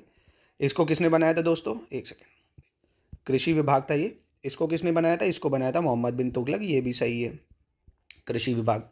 दीवाने अर्ज दोस्तों, ये इल्तुतमिश ने नहीं बनाया था, दीवाने अर्ज इल्तुतमिश ने नहीं बनाया था, ये किसने बनाया था? बलबन ने बनाया था। किसने बनाया था? बलबन ने बनाया था। और पूछ लीजिए किसके लिए था दोस्तों, तो ये सैन्य विभाग था, ये क्या था? सैन्य विभाग। ठीक है, बाकी दीवाने बंदगन फिरोज शाह तुगलक, ये गुलामों के लिए बना था, है ना, गुलामों के लिए बना था। तो कहने का मतलब है कि इसमें ऑप्शन सी बिल्कुल गलत है, यहाँ पे क्या होना चाहिए था? बलबन होना चाहिए था। क्या होना चाहिए था? बलबन। ठीक है, तो ये महत्वपूर्ण है, याद रखिएगा, फंस सकता है एग्जाम में। चलिए नेक्स्ट देखते हैं 67, कह रहे नीचे दिए गए वाक्य को ध्यान से पढ़ें और ऊपर दिए गए वाक्य के संबंध में सही विकल्प का चयन करें। ठीक है, कर देंगे क्या ये? कम ऊंचाई वाले ये मेघ हल्के भूरे रंग के होते हैं। वर्षा रहित ये मेघ साफ मौसम के संकेतक माने जाते हैं। ऐसे कौन से मेघ है भैया? दीज जो बहुत लो एल्टीट्यूड में होते हैं, लाइट ब्राउन कलर के होते हैं और कंसीडर करे जाते हैं कि क्लीन वेदर होगा। तो दोस्तों इंग्लिश में इनको स्ट्रैटो क्यूमुलस क्लाउड्स बोलते हैं। क्या बोलते हैं? स्ट्रैटो क्यूमुलस क्लाउड या स्तरी कपासी मेघ, स्तरी कपासी मेघ या स्ट्रैटो क्यूमुलस क्लाउड। ठीक है, तो आ सकता है ये इस टाइप का, तो याद रखिएगा इसको। चलिए 68 देख लेते हैं, महत्वपूर्ण आर्टिकल से संबंधित है और ये पूरा मैंने एक शॉर्ट्स में कवर करा रखे हैं, 10 आर्टिकल हैं, इससे बाहर नहीं पूछता, अच्छे से इसको रट लेना, है ना। तो शॉर्ट्स देख सकते हो, चाहोगे तो पिन कमेंट में दे दूंगा। चलो, अनुच्छेद 371B, ये किससे संबंधित है दोस्तों? अनुच्छेद 371B, तो ये असम राज्य से संबंधित है, ये बिल्कुल सही है। कह रहा है ना निम्नलिखित में से किस अनुच्छेद के अंदर असम राज्य से संबंधित विशेष प्रावधान है, तो ये तो 371B में आ गया। सी अगर पूछ लेता तब दोस्तों, तो वो मणिपुर के लिए है। सी किसके लिए है? मणिपुर के लिए। एफ दोस्तों किसके लिए है दोस्तों? अगर एफ पूछ लेता, तो एफ अगर आपको पता हो तो सिक्किम के लिए। एफ किसके लिए हो जाएगा? सिक्किम के लिए हो जाएगा, एफ है सिक्किम के लिए। और जी दोस्तों मिजोरम के लिए है। जी किसके लिए है? मिजोरम के लिए। ठीक है, तो ये याद रखो, एग्जाम में पूछ सकता है। अपना 69 देख लेते हैं, निम्नलिखित में से किस मुगल शासक ने सबसे कम समय तक शासन किया है भैया? तो अगर मुगलों का शासनकाल याद होगा तो ये क्वेश्चन बड़ा आसान हो गया। अकबर का शासनकाल तो बच्चे को पता होगा, 1556 से 1605। ठीक है, जहांगीर का भी पता होगा भैया, 1605 से 1627। शाहजहां का भी पता होगा, 1628 से 1658। औरंगजेब का भैया 1658 से 1707 है ना। तो अब इसमें देखो सबसे कम समय तक कौन कर रहा है, जहांगीर कर रहा है, मात्र 22 साल, ठीक है, मात्र 22 साल तक के लिए। तो क्या हो गया, जहांगीर हो गया, ठीक है, याद रखिएगा इसको। चलिए आगे बढ़ते हैं। स्थानीय पवने और संबंधित क्षेत्र, ठीक है, कौन सा सही सुमेलित नहीं है ये बताना है, कौन सी पवन कहाँ नहीं बहती है ये बताना है। टेम्पोरल, ये मध्य अमेरिका में बहती है, टेम्पोरल लोकल विंड, बिल्कुल दोस्तों, टेम्पोरल मध्य अमेरिका में बहती है। शिमूम दोस्तों ये अरब रेगिस्तान में बहती है, शिमूम कौन सी, शिमूम अरब रेगिस्तान, बिल्कुल सही है। शामून दोस्तों इजिप्ट में बहती है, ये गलत है। शामून दोस्तों इजिप्ट में नहीं बहती है, ये बहती है ईरान में। शामूम कहाँ बहती है, ईरान। तो ये इस बार आ सकता है क्योंकि ईरान काफ़ी न्यूज़ में रहा है, चाहे पाकिस्तान की एयर स्ट्राइक हो, चाहे इसराइल से रिलेटेड मामले हो, है ना। और हबूब दोस्तों उत्तरी सूडान, हबूब उत्तरी सूडान, ठीक है। तो समूम ईरान है, याद रखिएगा, और हबूब उत्तरी सूडान। चलो 71 नंबर देख लेते हैं, बहुत महत्वपूर्ण आर्टिकल से संबंधित क्वेश्चन है ये। निम्नलिखित में से गलत विकल्प का चयन करना है, कौन सा विकल्प गलत है। तो अनुच्छेद 338 या आर्टिकल 338, राष्ट्रीय अनुसूचित जाति आयोग, नेशनल कमीशन फॉर एससी से संबंधित है, बिल्कुल सही है। 338 है नेशनल कमीशन फॉर एसटी, ये भी सही है। 338 भी national commission for backward class, ये भी बिल्कुल उचित हो जाएगा दोस्तों। और दोस्तों संविधान अमेंडमेंट पूछ ले अगर, तो ये बना था 89 कॉन्स्टिट्यूशन अमेंडमेंट एक्ट 2003 से, और आपका national commission for backward class ये बना था 102 कॉन्स्टिट्यूशन अमेंडमेंट एक्ट 2018 से, ठीक है। तो इन दोनों को आपको याद रखना है, पूछ सकता है एग्जाम में आपसे ही। चलिए आगे बढ़ते हैं हम लोग नेक्स्ट क्वेश्चन की तरफ।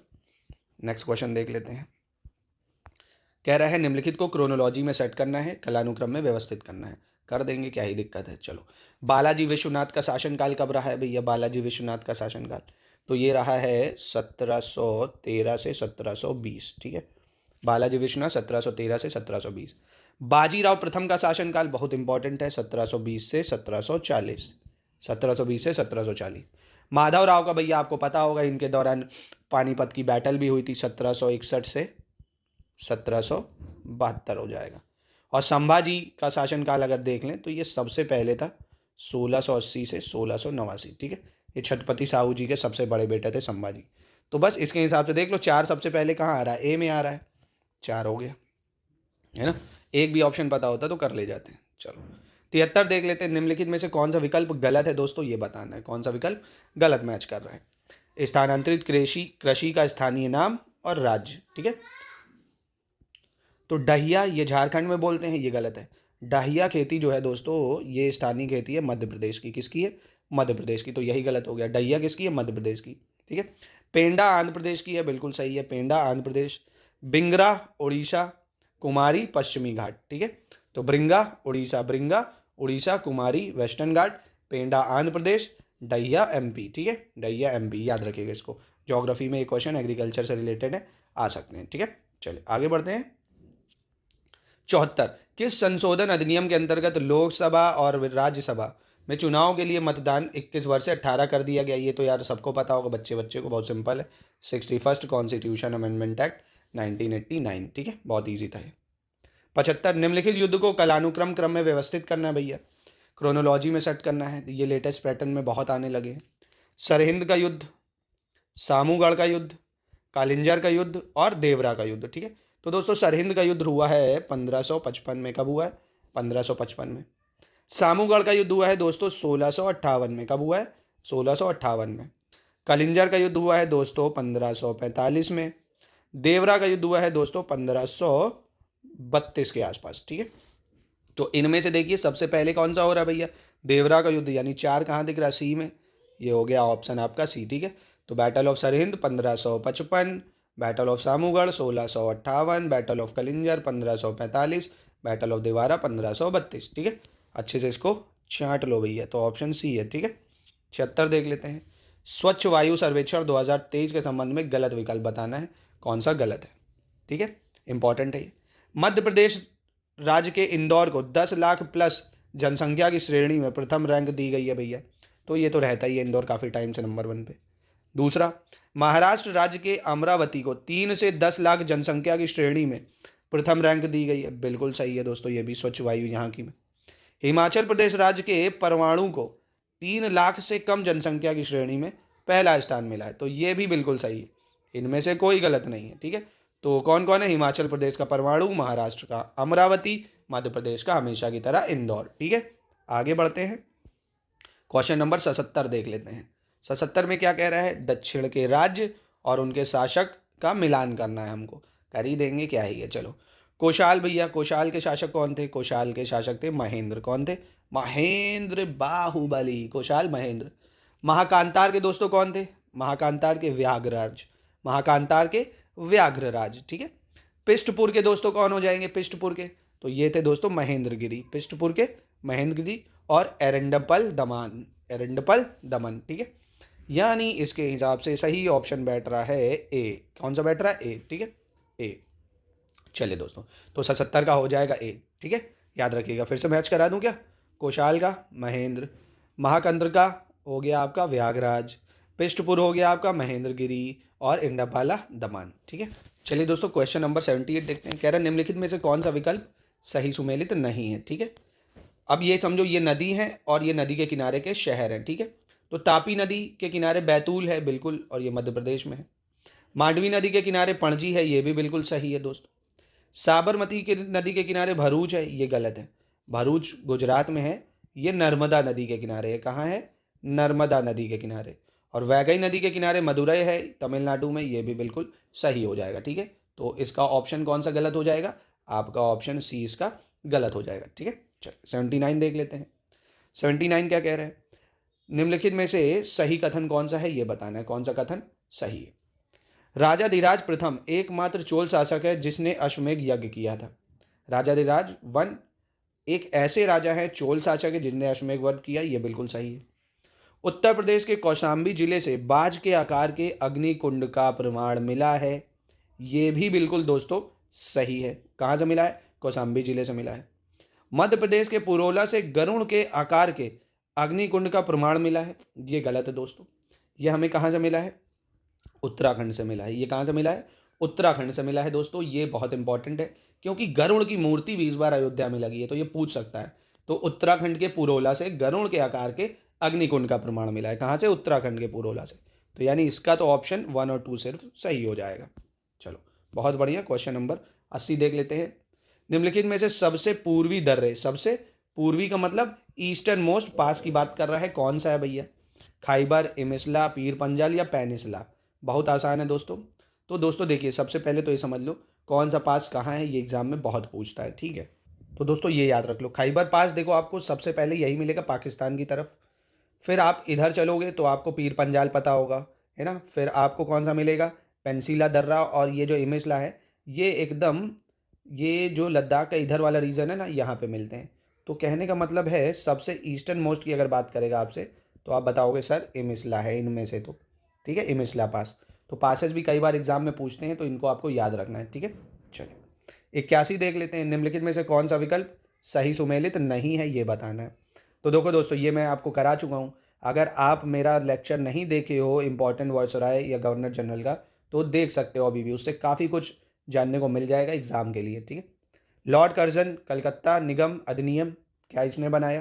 तो बिल्कुल सही है, लॉर्ड कर्जन। टाइम पीरियड कोई पूछ ले तो 1899 से 1905। ठीक है, दूसरा लॉर्ड लैंसडाउन, इसने इंडियन काउंसिल एक्ट बनाया, तो ये भी बिल्कुल सही है दोस्तों। इंडियन काउंसिल एक्ट 1892 में इसने बनाया था। लॉर्ड रीडिंग, काकोरी ट्रेन डकैती 1922 में हुई, और उस टाइम यही गवर्नर जनरल था 1921 से 26 में। लॉर्ड विलिंगडन दोस्तों, ये गलत है, क्योंकि साइमन कमीशन की भारत यात्रा के टाइम कौन था? 1928 में, 1928 में ये लॉर्ड इरविन था। 26 से 31 में लॉर्ड इरविन गवर्नर जनरल था। कौन था? Lord Irwin. ठीक है, तो इसीलिए कह रहा हूँ एक बार देख डालो उसको, ऑप्शन डी हो जाएगा, है ना। ये आते हैं क्वेश्चन। तो कांग्रेस के सेशन भी मैंने महत्वपूर्ण कराए हैं, इंपॉर्टेंट गवर्नर जनरल भी कराए, वो भी देख डालो। बहुत ही जल्द, अब कल परसों में इंपॉर्टेंट नेशनल पार्क भी कराने वाला हूँ। इंपॉर्टेंट कॉन्स्टिट्यूशन अमेंडमेंट हो सकेगा तो शाम तक आज अपलोड हो जाएगा। ठीक है, ज़रा कंटेंट बना रहा हूँ उसका थोड़ा। चलिए 82 देख लेते हैं। 82 कह रहा है आर्थिक सर्वेक्षण यानी इकोनॉमिक सर्वे में से कौन सा विकल्प सही नहीं है, ये बताना है।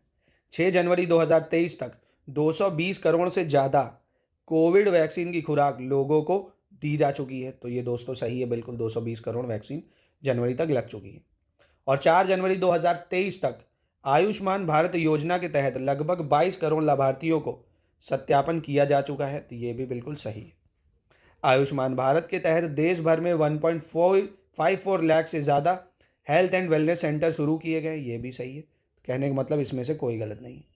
दोस्तों एक चीज़ समझ लो, बजट और इकोनॉमिक सर्वे इसमें डाटा बहुत पूछता है, तो डाटा तो रटना पड़ेगा, है ना। डाटा का खेल है सारा। बजट और इकोनॉमिक सर्वे से यूपी पीसीएस में सिंपल सा डाटा एकदम फैक्चुअल पूछता है, तो वो उससे आप नहीं बच सकते, वो आपको करना पड़ेगा, ठीक है। चलिए हम लोग चलते हैं क्वेश्चन 83 पे। निम्नलिखित में से कौन सा पर्वत शिखर सबसे ऊंचा है, ये बताना है। ये तो एकदम लड्डू क्वेश्चन मिल गया आपको, ठीक है। सबसे ऊंचा पर्वत कौन सा है? नंदा देवी, कामेट, ठीक है, साल्टेरो कांगड़ी या कंचनजंगा। तो दोस्तों देखिए, इनमें से सबसे ऊंचा पर्वत है कंचनजंगा। कौन है? कंचनजंगा सबसे ऊंचा पर्वत हो जाएगा, ठीक है, कंचनजंगा हो जाएगा। चलिए हाइट कोई नहीं पूछ रहा आपसे, उससे कोई दिक्कत नहीं। चलो 84 देख लेते हैं।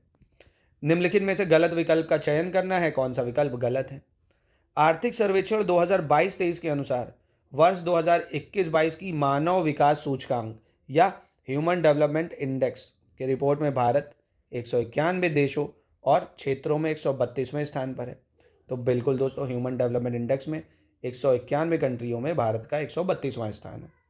दूसरा, आर्थिक सर्वेक्षण 2022-23 के अनुसार शिशु मृत्यु दर, 5 वर्ष से कम आयु की मृत्यु दर और नवजात मृत्यु दर में लगातार गिरावट दर्ज की जा रही है। तो ये भी बिल्कुल सही है दोस्तों, लगातार जो मोर्टेलिटी रेट है वो गिर रहे हैं, यानी इनमें से कोई गलत नहीं है, तीनों ही दोनों ही बिल्कुल करेक्ट हो जाएंगे, ठीक है।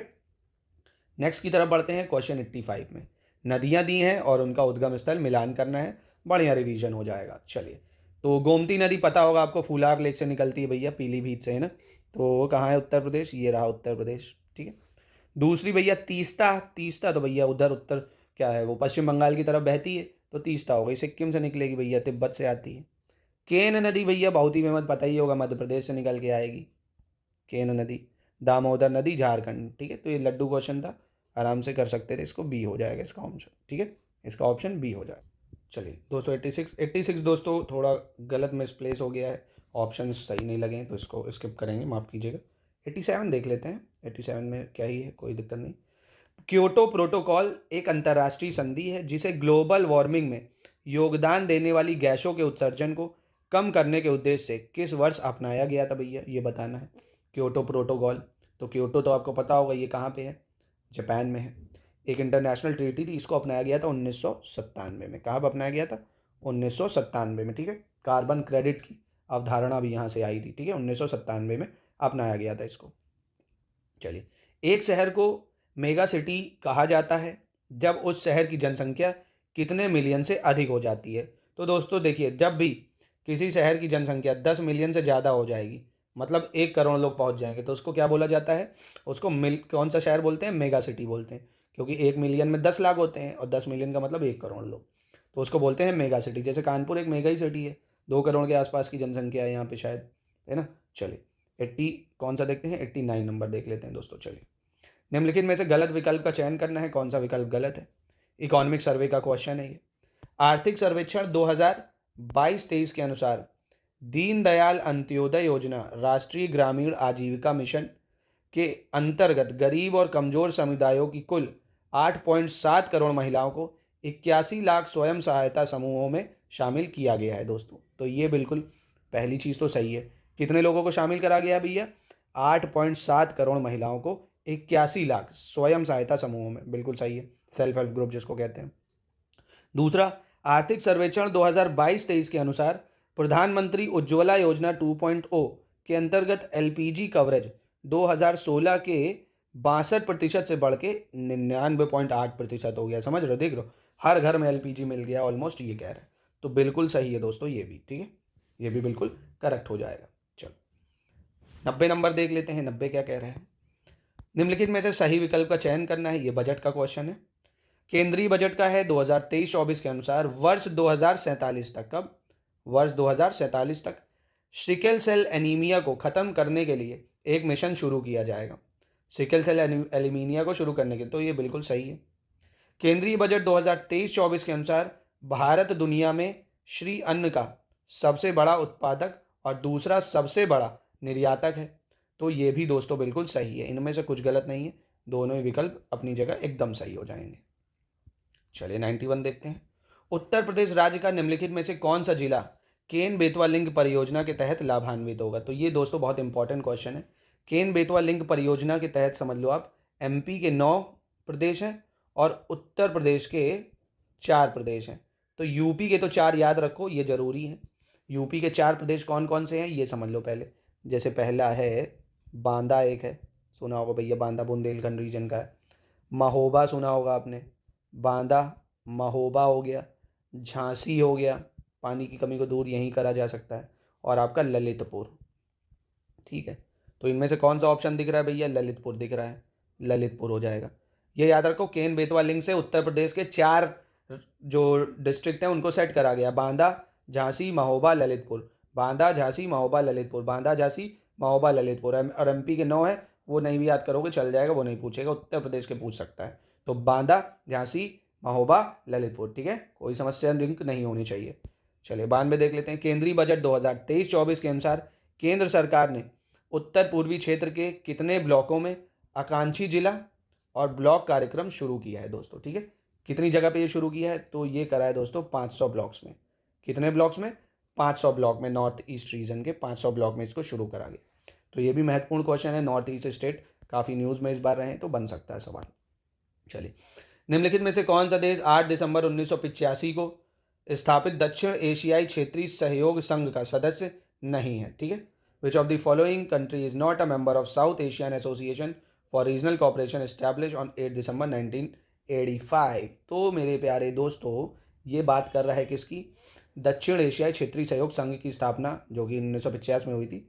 इसमें सार्क का नाम सुना होगा आपने, इसको सार्क बोला जाता है। ठीक है, क्या बोला जाता है? सार्क। अब अगर शार्क में कितने सदस्य हैं आपको पता हो तो आप बता लोगे आराम से कि 8 सदस्य हैं भाई। बांग्लादेश है पड़ोसी, जितना हमारा इंडियन सब कॉन्टिनेंट है वो सब आ जाएगा। बांग्लादेश, भूटान, इंडिया, मालदीव न्यूज़ में है, ये याद रखना, मालदीव भी है, नेपाल भी है ना, जो भी हमारे इंडियन सब कॉन्टिनेंट में है।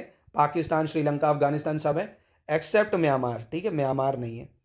ठीक है, म्यांमार नहीं है, ये आपको याद रखना है। ठीक है, म्यांमार नहीं है। ठीक है, बाकी अफगानिस्तान, बांग्लादेश, भूटान, श्रीलंका, मालदीव, पाकिस्तान, ये सब हैं। ठीक है, तो इसको आपको याद रखना पड़ेगा।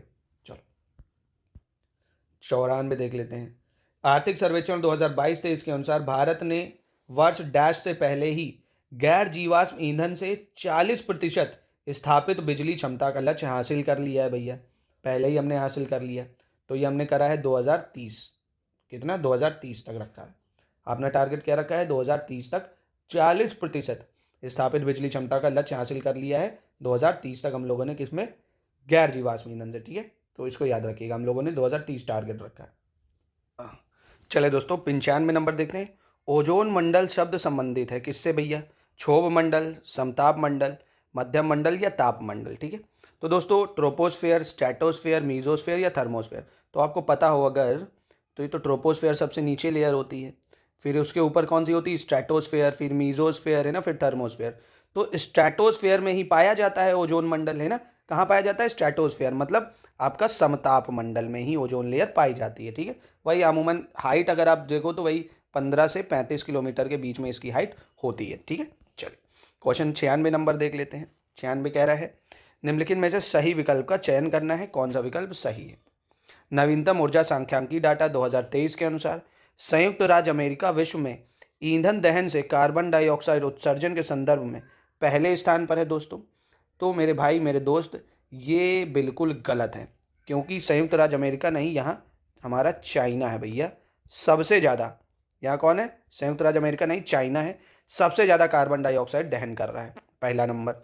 दूसरा, नवीनतम सांख्यिकी डाटा 2023 के अनुसार चीन विश्व में कुल ऊर्जा खपत में पहले स्थान पर है दोस्तों। तो ये तो सही है, चीन पूरी ऊर्जा की खपत में पहले स्थान पर है, क्योंकि इतना कार्बन है फूंक रहा है वो। ठीक है, तीसरी चीज़, नवीनतम ऊर्जा सांख्यिकी डाटा 2023 के अनुसार रूस विश्व में बिजली उत्पादन में पहले स्थान पर है। तो ये गलत है दोस्तों, यहाँ भी आ जाएगा हमारा चीन। चीन पहले नंबर पे भैया, यहाँ भी ये घुसा पड़ा है। चीन पहले नंबर पे है, किसमें?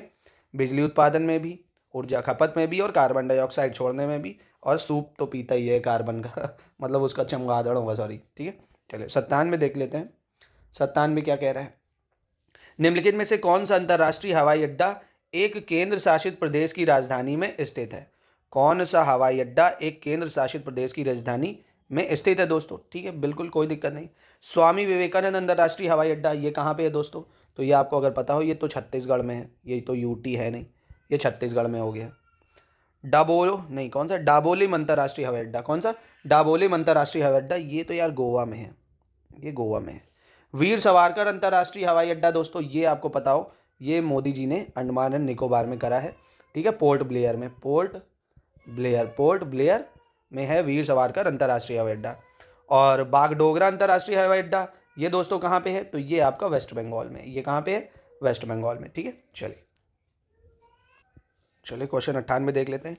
एगुल हैस बेसिन एक महासागरीय बेसिन है जो दक्षिण अफ्रीका में केप ऑफ गुड होप के कहाँ पे स्थित है भैया? तो ये केप ऑफ गुड होप के दक्षिण में है। एगुल हैश करंट, ये अभी ओशन करंट में ज्योग्राफी मैपिंग करा रहा हूँ तो उसमें पढ़ाया है मैंने आपको, देख लीजिएगा। और एक करंट का मैं शॉर्ट्स भी बना दूंगा, सारे इंपॉर्टेंट ओशन करंट।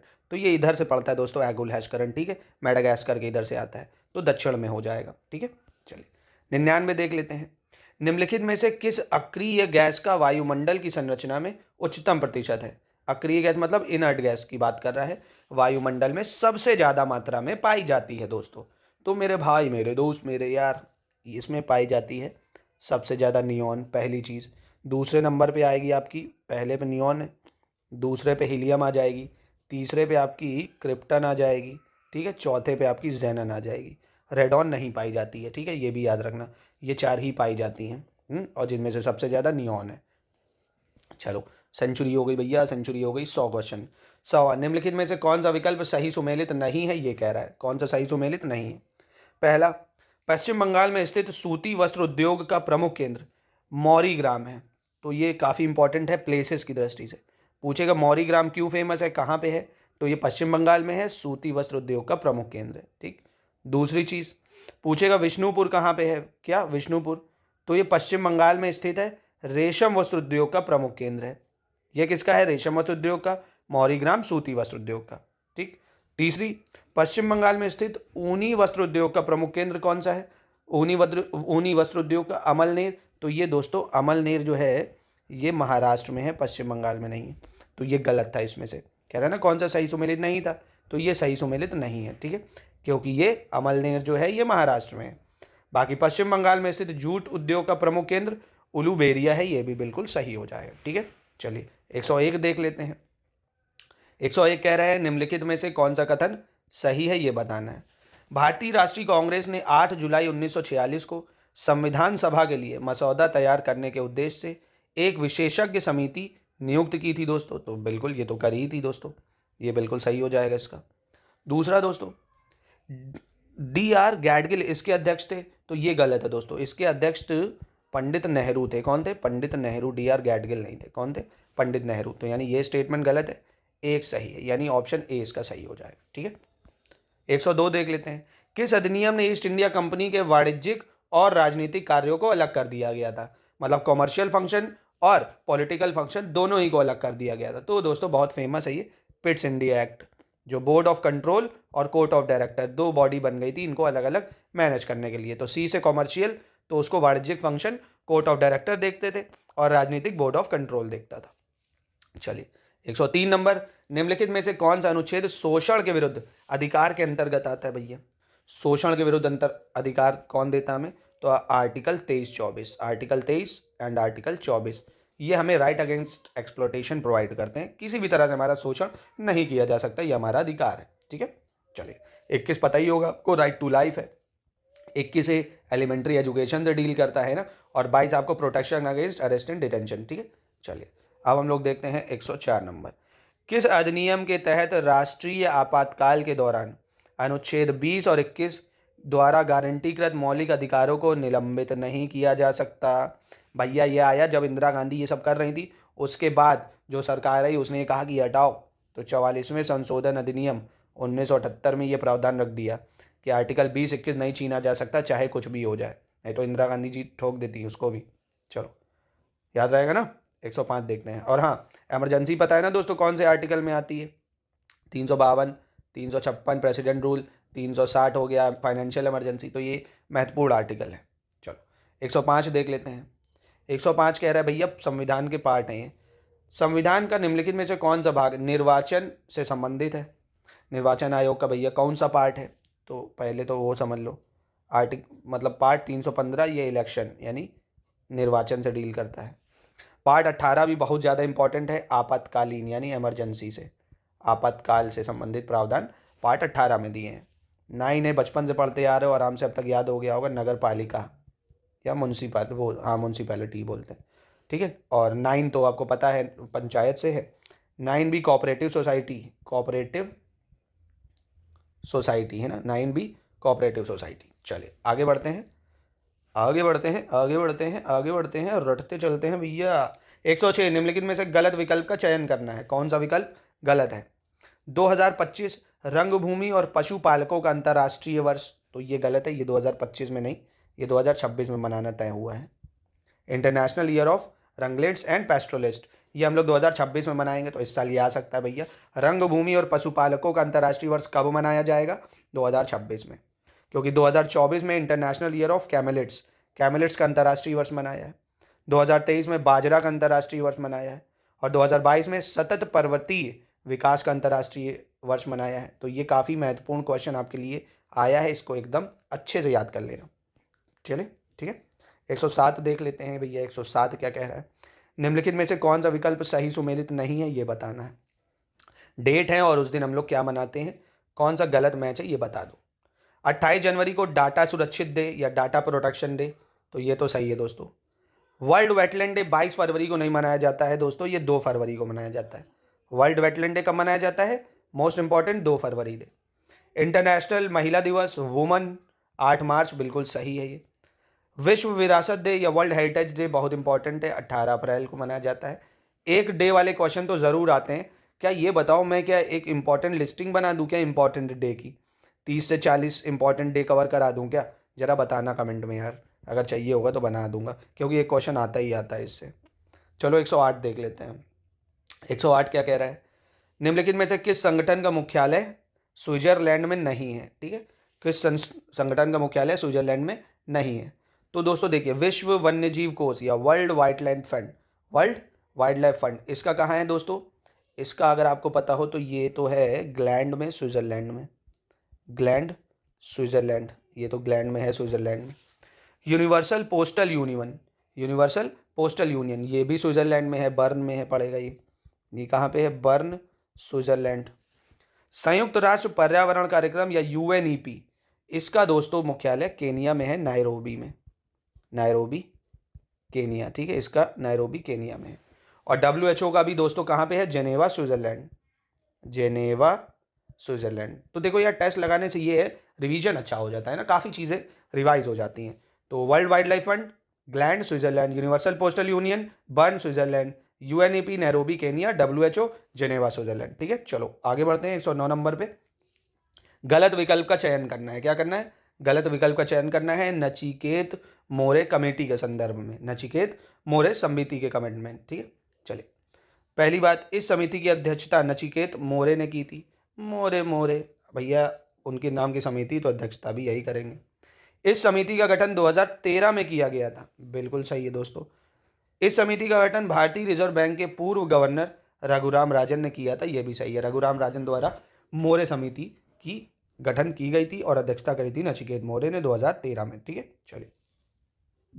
चलिए दोस्तों 110 देखते हैं। कह रहा वैश्विक लैंगिक अंतराल सूचकांक या ग्लोबल जेंडर गैप इंडेक्स, ये कौन सी ऑर्गेनाइजेशन पब्लिश करती है, ये पूछ रहा है दोस्तों।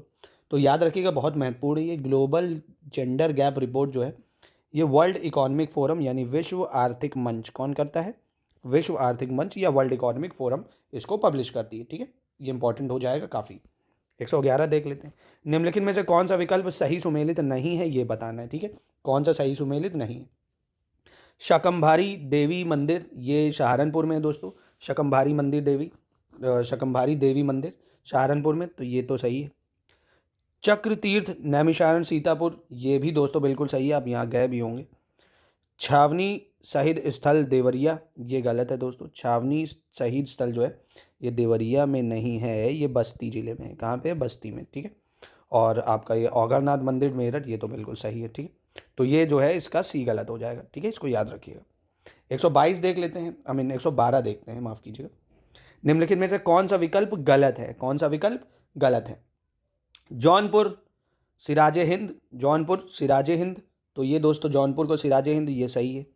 भदोही ज्योतिबा फुले नगर, सिराजे हिंद तो जौनपुर में है। ज्योतिबा फुले नगर भदोही में है क्या? तो ये गलत है। ज्योतिबा फुले नगर भदोही में नहीं, ये अमरोहा में है। कहाँ पे है? अमरोहा में है। ज्योतिबा फुले नगर अमरोहा में है। और बाकी निजामुद्दीन औलिया नगर बदायूं, ये सही है। ये सब हटा देंगे जिस दिन मूड खराब हुआ मोदी जी का। अमेठी छत्रपति साहू जी महाराज नगर, ये भी बिल्कुल सही है। ठीक है, तो भदोही में है ज्योतिबा फुले नगर, ये गलत है, अमरोहा में है। ठीक है। 113 में कह रहा है निम्नलिखित में कौन सा वन्यजीव अभ्यारण्य उत्तर प्रदेश राज्य के महाराजगंज जिले में स्थित है? ठीक है, कौन सा वन्यजीव अभ्यारण्य उत्तर प्रदेश के महाराजगंज जिले में है, यानी वाइल्ड लाइफ सेंचुरी की बात कर रहा है। तो ये दोस्तों कौन सा है, ये बताना है। तो पहले तो इसका आंसर बता दे रहा हूँ। महाराजगंज जिले में आपका ये पड़ेगा सोहागी बरवा वन्यजीव अभ्यारण्य। सोहागी बरवा वन्यजीव अभ्यारण्य ये महाराजगंज में है। ठीक, अब बात आती है कतरनिया घाट वन्यजीव अभ्यारण्य। ये पूछ ले कहाँ पे है, तो ये भी याद रखो यूपी में आएगा, ये बहराइच में है, आ सकता है। ठीक है, बहराइच में है। Mahavir Swami wild life sanctuary की बात करें तो ये आप लोग को पता होगा ललितपुर में है। कहाँ है? ललितपुर में है।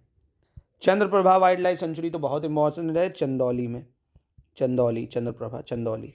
और बाकी महाराजगंज में कौन सी है? सोहागी बरवा। ठीक है, चलिए 114 नंबर देखते हैं। निम्नलिखित में से कौन सा विकल्प सही नहीं है, ये बताना है। कौन सा विकल्प सही नहीं है, ये बताना है। ठीक है, चलिए। बटेश्वर मेला, ये आगरा में लगता है। बटेश्वर मेला आगरा, बिल्कुल सही है ये। नौचंडी मेला मेरठ, नौचंडी मेला मेरठ, ये भी दोस्तों बिल्कुल सही हो जाएगा। नौचंडी मेला मेरठ हो जाएगा।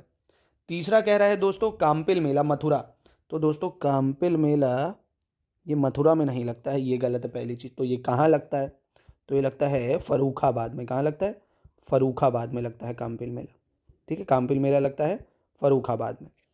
देवा शरीफ मेला दोस्तों ये कहाँ लगता है? बाराबंकी, तो ये भी सही है। ये याद रख लो, ये इंपॉर्टेंट है यार काफ़ी ज़्यादा। ठीक है, काम्पिल फेयर बस यहाँ मथुरा हटा के यहाँ पे फर्रुखाबाद कर दो, बाकी ये तीनों सही हो जाएंगे। 115 नंबर देख लेते हैं दोस्तों। कह रहे हैं निम्नलिखित में से कौन सा विकल्प सही सुमेलित नहीं है, ये बताना है। उत्पाद जिन्हें भौगोलिक संकेत दिए गए हैं। ठीक है, सोजत मेहंदी, बालाघाट चित्तौर, हरमौल मिर्च और मीजो अदरक। ठीक है, इनमें से किसको नहीं मिला है, ये बताना है। ठीक है, इंपॉर्टेंट है ये, जीआई टैग भी क्वेश्चन आते रहते हैं कई बार। तो सोजत मेहंदी राजस्थान से है दोस्तों, कृषि में मिला है, ये बिल्कुल सही है। बालाघाट चिन्नौर ये महाराष्ट्र में नहीं है दोस्तों, ये है मध्य प्रदेश में। ठीक है, बालाघाट चिन्नौर ये भी कृषि से मिला है, मध्य प्रदेश को मिला है। हरमल मिर्च कृषि में गोवा को मिला है। मीज़ो अदरक नाम से ही पता चल रहा है, तो ये तो पूछेगा नहीं, ये तो सही है। ठीक है, तो ये पूछ सकता है बालाघाट चिन्नौर, ये मध्य प्रदेश में। ठीक है। 116 निम्नलिखित में से किसे संयुक्त राष्ट्र की विशेष विमानन एजेंसी की वायु परिवहन समिति के अध्यक्ष के रूप में नियुक्त किया गया है दोस्तों? ठीक है, किसे नियुक्त किया गया भैया? तो ये नियुक्त किया गया है सैफ जुनेजा को। किसको? सैफ जुनेजा को नियुक्त किया गया है United nation special aviation agency में। ठीक है, सैफ जुनेजा। चलिए दोस्तों देखते हैं क्वेश्चन नंबर 17। कह रहा है स्वच्छ वायु सर्वेक्षण 2023 के अनुसार उत्तर प्रदेश राज्य के किस जिले को 3 से 10 लाख तक की जनसंख्या की श्रेणी में दूसरी रैंक दी गई है? Which city of Uttar Pradesh has been given second rank in category of population from 3 to 10 lakh as पर दी स्वच्छ वायु सर्वेक्षण 2003? तो दोस्तों ये दी गई है किसको? मुरादाबाद को। किसको दिया गया है? मुरादाबाद को दिया गया है। ठीक है, तो इनमें से इसमें कोई नहीं होगा, मुरादाबाद हो जाएगा, इसको याद रखिएगा। ठीक है, चलिए आगे बढ़ते हैं और देखते हैं अपने नेक्स्ट क्वेश्चन की तरफ। नेक्स्ट क्वेश्चन क्या कह रहा है? 118 में कह रहे हैं निम्नलिखित में से सही विकल्प का चयन करना है, कौन सा विकल्प सही है। ठीक है, कोई दिक्कत नहीं। हाल ही में अरुणाचल प्रदेश के ऊंचाई वाले इलाकों में पाले जाने वाले अरुणाचली याक के दूध से तैयार किण्वित पनीर को प्रतिष्ठित भौगोलिक सांकेतिक टैग प्राप्त हुआ है। तो ये बिल्कुल सही है, काफ़ी इंपॉर्टेंट है। कौन? अरुणाचली याक के दूध से जो पनीर बनता है उसको जीआई टैग मिला है, ये महत्वपूर्ण है। दूसरा, हाल ही में भारत के आंध्र प्रदेश राज्य में भारतीय भूवैज्ञानिक सर्वेक्षण की राज्य इकाई ने सुंदरगढ़ वन विभाग के कनिका रेंज में स्थित भारत के सबसे बड़े नेचुरल आर्क की खोज की है। ये गलत है, ये आंध्र प्रदेश नहीं है। पहली चीज़, ये उड़ीसा में है। अगर ये आंध्र प्रदेश की जगह उड़ीसा होता तो बिल्कुल सही हो जाता, यानी इसका ऑप्शन ए बिल्कुल सही है, दूसरा गलत हो जाएगा। चलो 119 देख लेते हैं। हाल ही में जारी फॉर्च्यून ग्लोबल 500 लिस्ट 2023 के अनुसार शीर्ष 3 भारतीय कंपनियों से संबंधित सही विकल्प का चयन करना है। ठीक है, ये बताना है कौन सा इनमें से सही है। Reliance industries 88, Indian oil corporation 94 number, Bharatiya Jeevan बीमा निगम लिमिटेड 107 नंबर। दोस्तों इनमें से ये तीनों ही सही हैं, है ना। कंपनियों से संबंधित सही विकल्प का चयन करना है तो ये तीनों ही सही है, कोई गलत इसमें नहीं है ना। तो यानी ये तीनों ही सही हो जाएंगे। चलिए आगे बढ़ते हैं और देखते हैं अपना क्वेश्चन नंबर 120। निम्नलिखित में से सही विकल्प का चयन करना है, कौन सा विकल्प सही है। हाल ही में भारत पहली बार विश्व कॉफ़ी सम्मेलन का 5वां संस्करण बेंगलुरु में आयोजित किया जाएगा। ठीक है, भारत में पहली बार विश्व कॉफ़ी सम्मेलन का 5वां संस्करण कहाँ आयोजित हो रहा है, बेंगलोर में, तो ये सही है। विश्व कॉफ़ी सम्मेलन पहली बार एशिया में आयोजित किया जाएगा, तो ये भी सही है दोस्तों। पहली बार कहाँ आयोजित किया जा रहा है, एशिया में, तो ये भी बिल्कुल सही है। तीसरा, इंडियन टेनिस खिलाड़ी रोहन बोपन्ना इस आयोजन के ब्रांड एम्बेसडर होंगे, तो ये भी सही है। रोहन बोपन्ना आयोजक होंगे और पहली बार एशिया में आयोजित किया जा रहा है। ठीक है, और भारत में बेंगलुरु में, तो ये तीनों ही बिल्कुल सही हो जाएंगे दोस्तों। चलिए दोस्तों 121 नंबर क्वेश्चन देख लेते हैं। कह रहे निम्नलिखित में से सही विकल्प का चयन करना है, कौन सा विकल्प सही है। ठीक है, हाल ही में केंद्रीय जनजातीय कार्य मंत्री कौन, अर्जुन मुंडा ने देहरादून में उत्तराखंड के मुख्यमंत्री पुष्कर सिंह धामी की उपस्थिति में चौथे EMRS राष्ट्रीय सांस्कृतिक और साहित्यिक उत्सव एवं कला उत्सव 2023 का उद्घाटन किया, तो ये बिल्कुल सही स्टेटमेंट है दोस्तों। दूसरा, हाल ही में भारत के पहले निजी हिल स्टेशन, तो ये क्वेश्चन भी पूछ सकता है कि भारत का पहला निजी हिल स्टेशन कौन सा है, तो लवासा है। लवासा को राष्ट्रीय कंपनी कानून न्यायाधिकरण की मंजूरी प्राप्त होने के बाद 1.8 हज़ार करोड़ रुपए में डार्विन प्लेटफॉर्म इंफ्रास्ट्रक्चर को बेच दिया गया है। किसको बेचा गया है, डार्विन प्लेटफॉर्म को 1.8 हज़ार करोड़ रुपए में। ठीक है, यानी 1,08,000 करोड़ कह सकते हो। ठीक है, तो कितने, मतलब दोनों ही ये बिल्कुल स्टेटमेंट सही हो जाएंगी दोस्तों। ठीक है, दोनों स्टेटमेंट सही हैं। 122 देख लेते हैं। 122 क्या कह रहा है, 122 कह रहा है हाल ही में निम्नलिखित में से पहली चीज़ सही विकल्प का चयन करना है, कौन सा विकल्प सही है। हाल ही में ICICI बैंक के पूर्व प्रबंध निदेशक और CEO Aditya Puri Deloitte Touche Tohmatsu India LLP में वरिष्ठ सलाहकार के रूप में शामिल हुए हैं दोस्तों, तो ये क्या सही है दोस्तों। तो दोस्तों ये ICICI बैंक के पूर्व प्रबंधक नहीं थे, ये किसके पूर्व प्रबंधक थे, ये थे दोस्तों HDFC के, तो ये स्टेटमेंट तो गलत हो गई। दूसरा, हाल ही में चीन ने एक स्वतंत्र सॉफ्टवेयर सिस्टम बनाने और अमेरिकी प्रौद्योगिकी पर निर्भरता कम करने के उद्देश्य से ओपन काइलिन 1.0, कौन सा, ओपन काइलिन 1.0 नाम से देश का पहला open source desktop operating system launch किया है, तो ये दोस्तों बिल्कुल सही है। चाइना ने करा है कौन सा भैया, open source desktop operating system. ठीक है, ये सही है। तीसरा, हाल ही में आंध्र प्रदेश के कुरनूल के राघवेंद्र स्वामी मठ में प्रभु श्री राम की सबसे ऊंची 108 फीट ऊंची प्रतिमा की आधारशिला रखी गई है।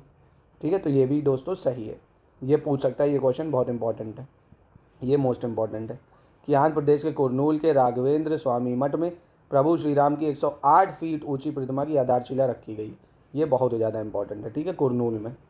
चलो, हाल ही में Irish NGO Concern world wide और German NGO Welt Hunger Hilfe द्वारा प्रकाशित नवीनतम ग्लोबल हंगर इंडेक्स 2023 के अनुसार भारत को 125 देशों में से कौन सा स्थान मिला है दोस्तों, 125 देशों में से, तो 125 देशों में से दोस्तों भारत को 111वां स्थान मिला है। कौन सा स्थान मिला है भैया ग्लोबल हंगर इंडेक्स में, तो ये मिला है दोस्तों 111वां स्थान। ठीक है, 111वां स्थान मिला है। ठीक है, चलो 124 देख लेते हैं।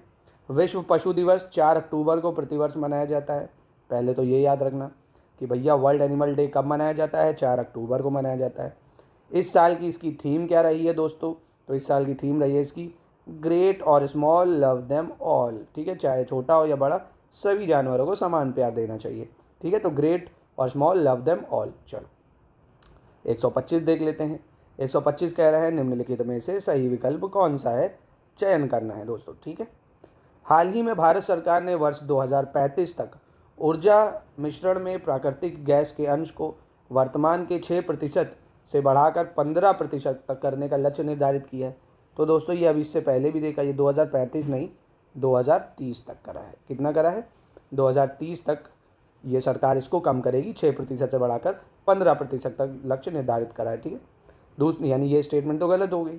दूसरा कह रहा है 1 जुलाई 2030 को ई कॉमर्स के उद्देश्य से, किसके? ई कॉमर्स के उद्देश्य से इंडिया पोस्ट और कनाडा के पोस्ट के बीच अंतर्राष्ट्रीय ट्रैक्ट पैक सेवा शुरू की गई है दोस्तों।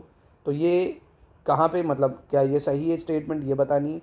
तो दोस्तों इसकी दूसरी स्टेटमेंट तो सही है कि ई कॉमर्स के उद्देश्य से इंडिया पोस्ट और कनाडा के पोस्ट के बीच, इंडिया पोस्ट और कनाडा के पोस्ट के बीच एक अंतर्राष्ट्रीय ट्रैक्ट पैक्ट सेवा शुरू करेगी। तो ये तो ठीक है, ठीक है, और पहला गलत हो जाएगा। 126 देख लेते हैं। निम्नलिखित में से सही विकल्प का चयन करना है। इसमें क्या करना है, कौन सा विकल्प सही है ये बताना है। हाल ही में प्रधानमंत्री नरेंद्र मोदी ने भारत 2032 ओलंपिक की मेजबानी के लिए दावेदारी पेश करने की घोषणा की है। बहुत इंपॉर्टेंट क्वेश्चन, पर ये 2032 में नहीं 2036 के लिए मोदी जी ने बोला है कि 2036 में भारत होस्ट करेगा इसको। तो ये याद रखना काफ़ी महत्वपूर्ण है। दूसरा, हाल ही में, यानी ये स्टेटमेंट गलत है, ये तो पता चल गया। हाल ही में केंद्रीय पर्यटन मंत्रालय द्वारा पंजाब के गुरदासपुर में स्थित खूबसूरत नवाब पिंड सरदारम गांव को भारत का सर्वश्रेष्ठ पर्यटन गांव का खिताब से नवाजा गया है दोस्तों। तो ये सही है। कौन सा गांव है भैया? बहुत इंपॉर्टेंट है, याद रखना, गुरदासपुर। कौन सा भैया? ये नावाम पिंडम सरदारम गांव को भारत का सर्वश्रेष्ठ पर्यटन गांव है ये। ठीक है, तो ये इंपॉर्टेंट है, काफ़ी सही है ये। हाल ही में भारतीय रिजर्व बैंक ने मुनीश कपूर को एग्जीक्यूटिव डायरेक्टर के रूप में नियुक्त करने की घोषणा की है। ठीक है, तो आरबीआई के एग्जीक्यूटिव डायरेक्टर मुनीश कपूर। ठीक है, यानी ये 2 और 3 स्टेटमेंट बिल्कुल सही हो जाएगी। 127 देख लेते हैं। 127 क्या कह रहा है?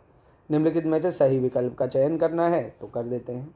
अंतर्राष्ट्रीय क्रिकेट परिषद ने भारत के दिग्गज और भारत रत्न सचिन तेंदुलकर को पुरुष क्रिकेट विश्व कप 2023 के लिए ग्लोबल एम्बेसडर के रूप में नामित किया है। तो ये बिल्कुल सही कथन है दोस्तों, बिल्कुल सही। दूसरा, खाद्य एवं कृषि संगठन, संयुक्त राष्ट्र पर्यावरण कार्यक्रम, विश्व स्वास्थ्य संगठन और विश्व पशु स्वास्थ्य संगठन ने रोगाणुरोधी प्रतिरोध के गंभीर मुद्दे को संबोधित करने के लिए एक प्राथमिकता अनुसंधान एजेंडा शुरू करने की घोषणा की है। तो दोस्तों ये भी बिल्कुल सही है। कौन कर रहा है? Food and agriculture organisation, united nation environment programme, world health organisation and world organisation for animal health. ठीक है, ये 4 हैं, ये चारों मिलकर कर रही हैं। तो ये दोनों ही स्टेटमेंट बिल्कुल सही हो जाएगी। ठीक है, चलिए दोस्तों 128 देखते हैं। 128 में आपको पैटर्न बनाना है सिंपल। देखिए यहाँ से शुरू करना है, कौन सा गलत है ये बताना है। तो पीछे से चलिए, यहाँ देखिए 171 और 206 में कितना अंतर है? 35 का अंतर है। फिर आप 254 में से 206 घटाएंगे अगर, तो इसमें आपको 48 नंबर का अंतर दिखेगा।